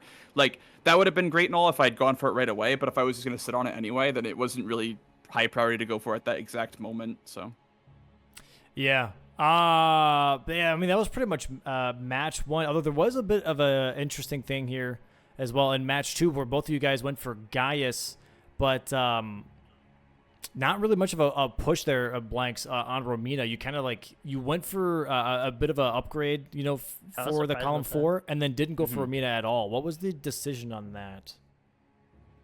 So I had gone for duo, Transcendental Duo, after I marked hitless. I went for Transcendental Duo, which Chris got me on. And from that point, I'm like, okay, it's either Spirit Ashes or Romina, so that he can, like, you know, force me into Letta/Mikola's Charm. And so I decided that, like, okay, I'm not on the way to Romina yet, so he's already going to beat me. So I decided to go for Spirit Ashes anyway. But I had gotten the Manor Grace, whatever it's called, like the Manor Grace right before you drop down to the skip. Got the Spirit Ash, and then I like left because I didn't want to like greed out the Devonian Grace and lose both Spirit Ashes and Romina if he'd already been ahead of me on that. So that was kind of a misplay on my part, not going right from Gaius to Romina.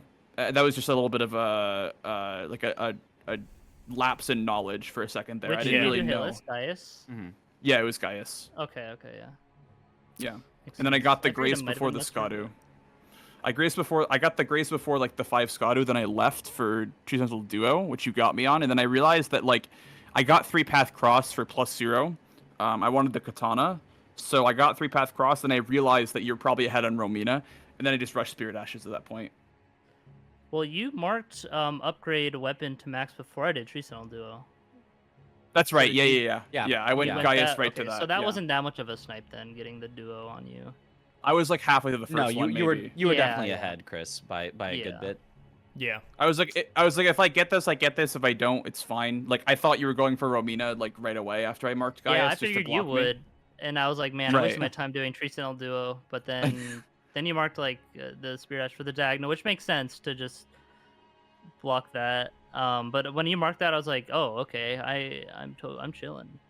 Yeah. Yeah, So, I mean, But I mean that ruins my chances of getting the bingo for just like a win basically. But you know, it ensures it keeps your lead, which is more, even though it might not be the most like effective play. Like, yeah, better to just block that than risk racing when you don't know my progress.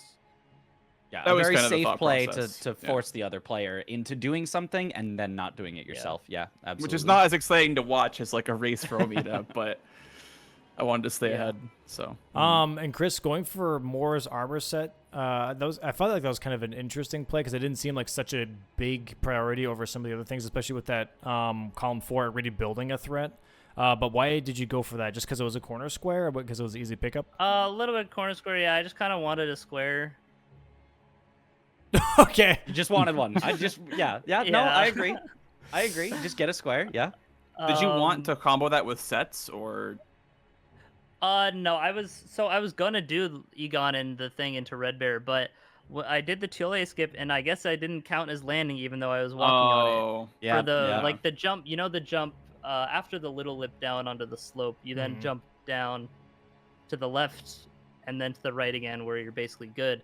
I land on the left, and I didn't take fall damage. I was like, okay, yeah, sometimes you just don't take fall damage if you jump from the right spot. But then Mhm. I jumped to the next spot, and then oh, that's died. weird. And I was Yeah, that like, was it was a okay, that's very fucked strange up. one. It was not what I've usually seen before. It Yeah, was so very then I odd. was like, okay, I went and grabbed the Grace by Emir and Altus, and I was like, okay, let's go get the Moore set real quick, just to like get a square and make Mhm. him think we're not like have good map progress, I guess. Yeah, I was him thinking think that maybe you some- sniped me or something. I was thinking of some kind of like front hippo into Letter Rune into Bulls to try to build column 3, but I guess it was I kind of assumed that after like a little while I looked back in the log and I saw I think it was like 8 minutes or like 12 minutes I think more set, and I'm like, yeah, it's kind of a late more set, so he probably has a Grace like progressing the Shadow Keep. And then at that point I was already in Shadow Keep, and my options were Braid, Bulls, Hitless, and Duo, I think. And then I just chose Bulls to block the row 5, and then you got Braid. Yeah. Yeah, I did Braid, and then I was gonna go back to do guys hitless real quick, and I messed up like twice at the start of it and got hit. I didn't know how to the first why normally I just roll through it, which I messed up the first time because like usually you get pants or the fragments after, and so you want to be closer to the gate, like to Mhm. that way. But then the second time I was like, oh wait, I don't even need to do that. I just need to get the boss and get out. And then I tried to do the weird like slow setup at like, you know, you have him run into the wall for a bit, and then I guess I messed that up. You have to position it better. He just kind of charged through. Yeah, But well, then that's as I got hit there, like you marked it. I was like, okay, I wouldn't have even got that anyway, even with like a first try. So And here's the thing: then I the went to the Tree Death Sentinel Ride Duo. Bird would have been a snipe for Chris, but then Dude, Chris yeah. also Yeah. died on Death Ride Bird. he did the fucking explosion attack, and I was like, yeah, let's get on Torrent and jump it for some reason. And I jumped when don't get on Torrent. I hate Torrent, dude. Torrent is so Yep. stupid.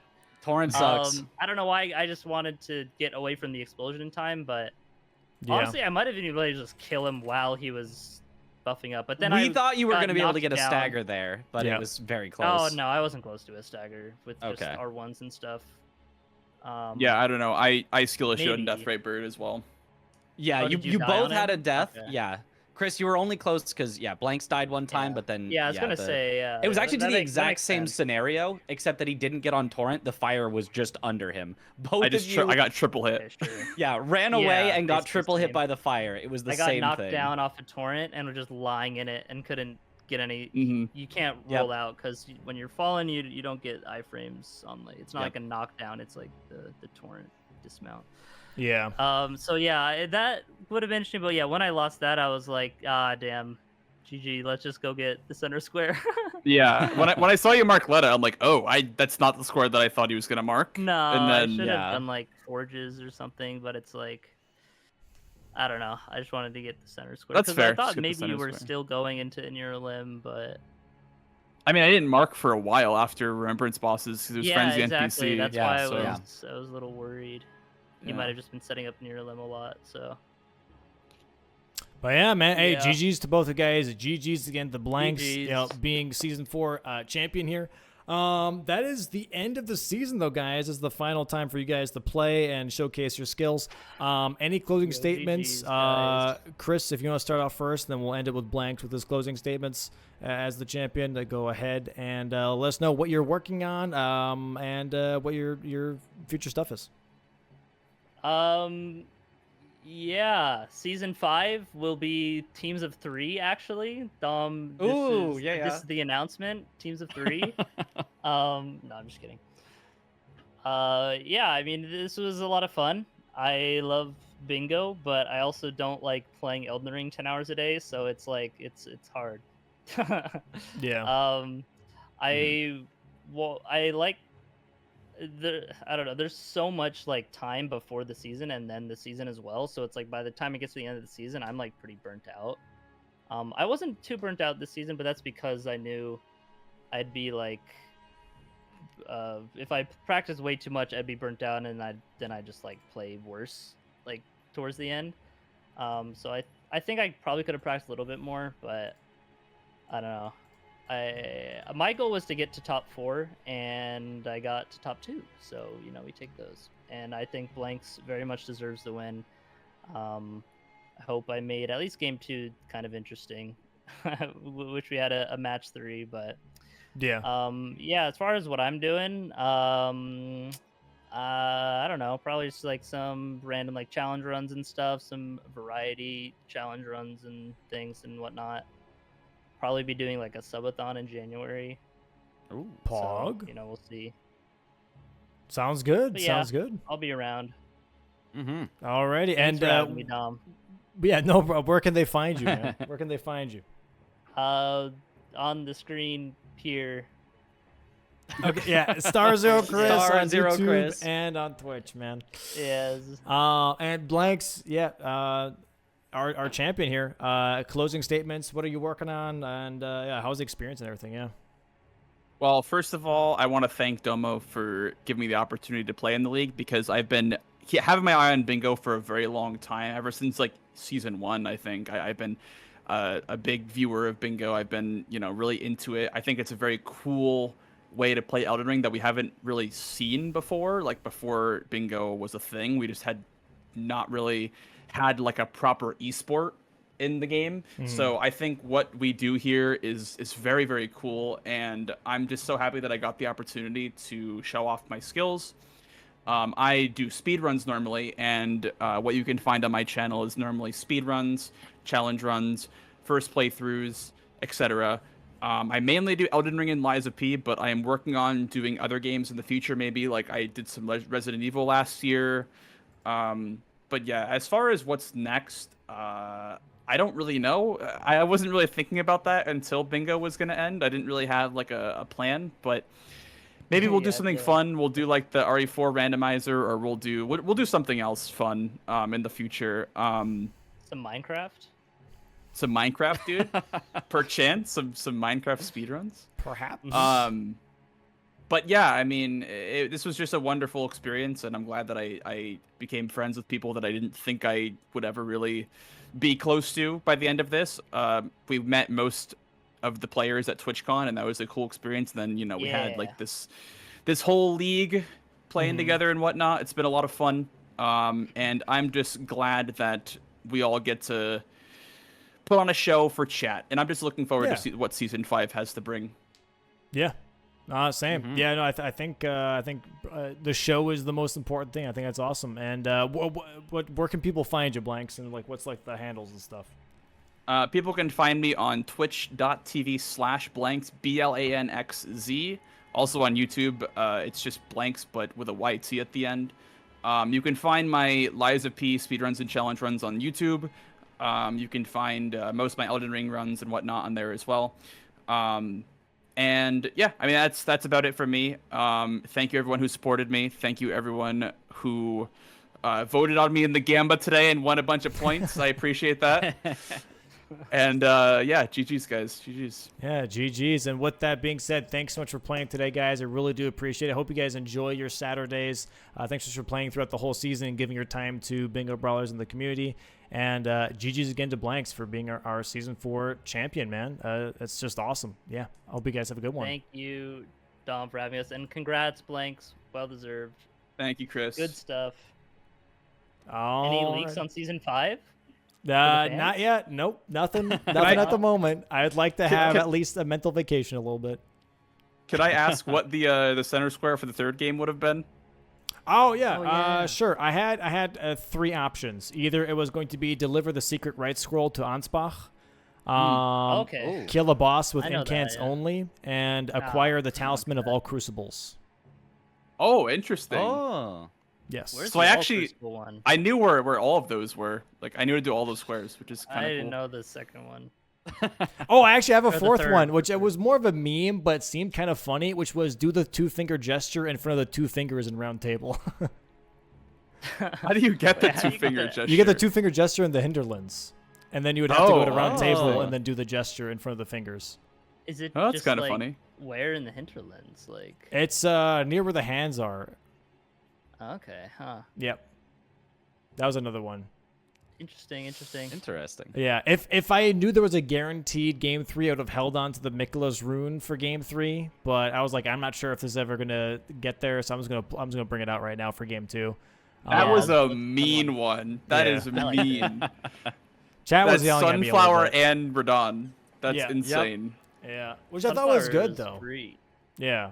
Yeah, we it's thought just you were gonna so long use to the get sunflower there. weapon because there were so many things that were weak to holy, but you didn't I end up thought busting about it it, out. and then I was just like, nah, just crunch it for money. Yeah, Nom, nom, nom, fair, nom. fair. Yeah. Yep. Yeah. All right. With that, have a good day, guys. Thanks so much for being here. Yo, Do appreciate GGs, it. guys. Have a great GGs. Saturday, and we'll see too. you guys soon potentially. All right. Thank you again, Bye-bye. Domo. No Thank you, Mitch, for Bye-bye. commentating. Yeah, thank you. Yeah. All Thank the you for putting on a good commentators have been show. great. Yeah. Ta-ta. job. Bye-bye now. Bye-bye. Ta-ta. Bye-bye. Bye-bye. All right, and with that being said, Mitch, we're calling it a day, and that is going to be it for Season 4 Bingo. That's the wrong scene. Season 4 Bingo Brawlers. Mitch, thanks so much for commentating. I do appreciate it, man. Guys, please go check out Mitch on YouTube and Twitch. Does a lot of speedrunning himself, does a lot of challenge running, has been working on the Consort Radon speedruns. Been learning a lot of Mesmer lately from what I've been seeing. And yeah, closing statements from you if you'd like to, Mitch. I think you've already given your closing statements before, but you're more than welcome to do it again if you'd like, and then we'll call it out. Let's do it one more time, because last time I accidentally leaked something that was not announced. The Randomania charity event that's coming up in December. But now it is officially announced, and I can say that go check that out. That is from our good friend Zoodle, another one of the commentators, putting on a big event. It's got Chris in it. It's got Bushy in it. It's got Tom in it. It's got so many people. It might have almost every member of Bingo Brawlers. I'm not sure. But yeah, so many cool things there. So check that out. Yeah, I've been doing the Defeat Consort speedruns, trying to get the world's first sub 1 hour, starting a new character to beating Consort Radon. It's a really hard speedrun. It's hard to get everything to go right, but it's a fun one. But yeah, other than that, I am just so happy that I got to come in and do commentary for Bingo Brawlers. It has been so much fun. just the best event to do, commentary for, and I love doing commentary. So thank you so much for having me. I hope I can be back for more commentary. For sure, Maybe yeah. playing in a future season. We'll see how that all shakes out. Yeah. But yeah, thank you so much for having me, and thank you to all the players for putting on an amazing season. One more GG to Blanks. It cannot be said enough how amazing he played, and his transformation from the start of the season to the end of the season has been incredible to watch. Definitely the story of the season is Blanks, and really happy to see that. And so just, thank you for having me. Yeah, no, 100%. Really do appreciate you giving the time to Binger Ballers as well, Mitch. A lot of commentary from you this season, and I really, really appreciate it. Lots of great insights, lots of, just helping out, understand it also for new viewers on what is exactly happening on screen. I think that's a little bit difficult sometimes, especially if you're coming in as a casual Elden Ring player, if you're coming in as someone who doesn't even know what Elden Ring is. Sometimes grabbing onto Bingo and trying to understand it is a little complicated. So, having your type of insights is always really appreciated. So thank you very much for that.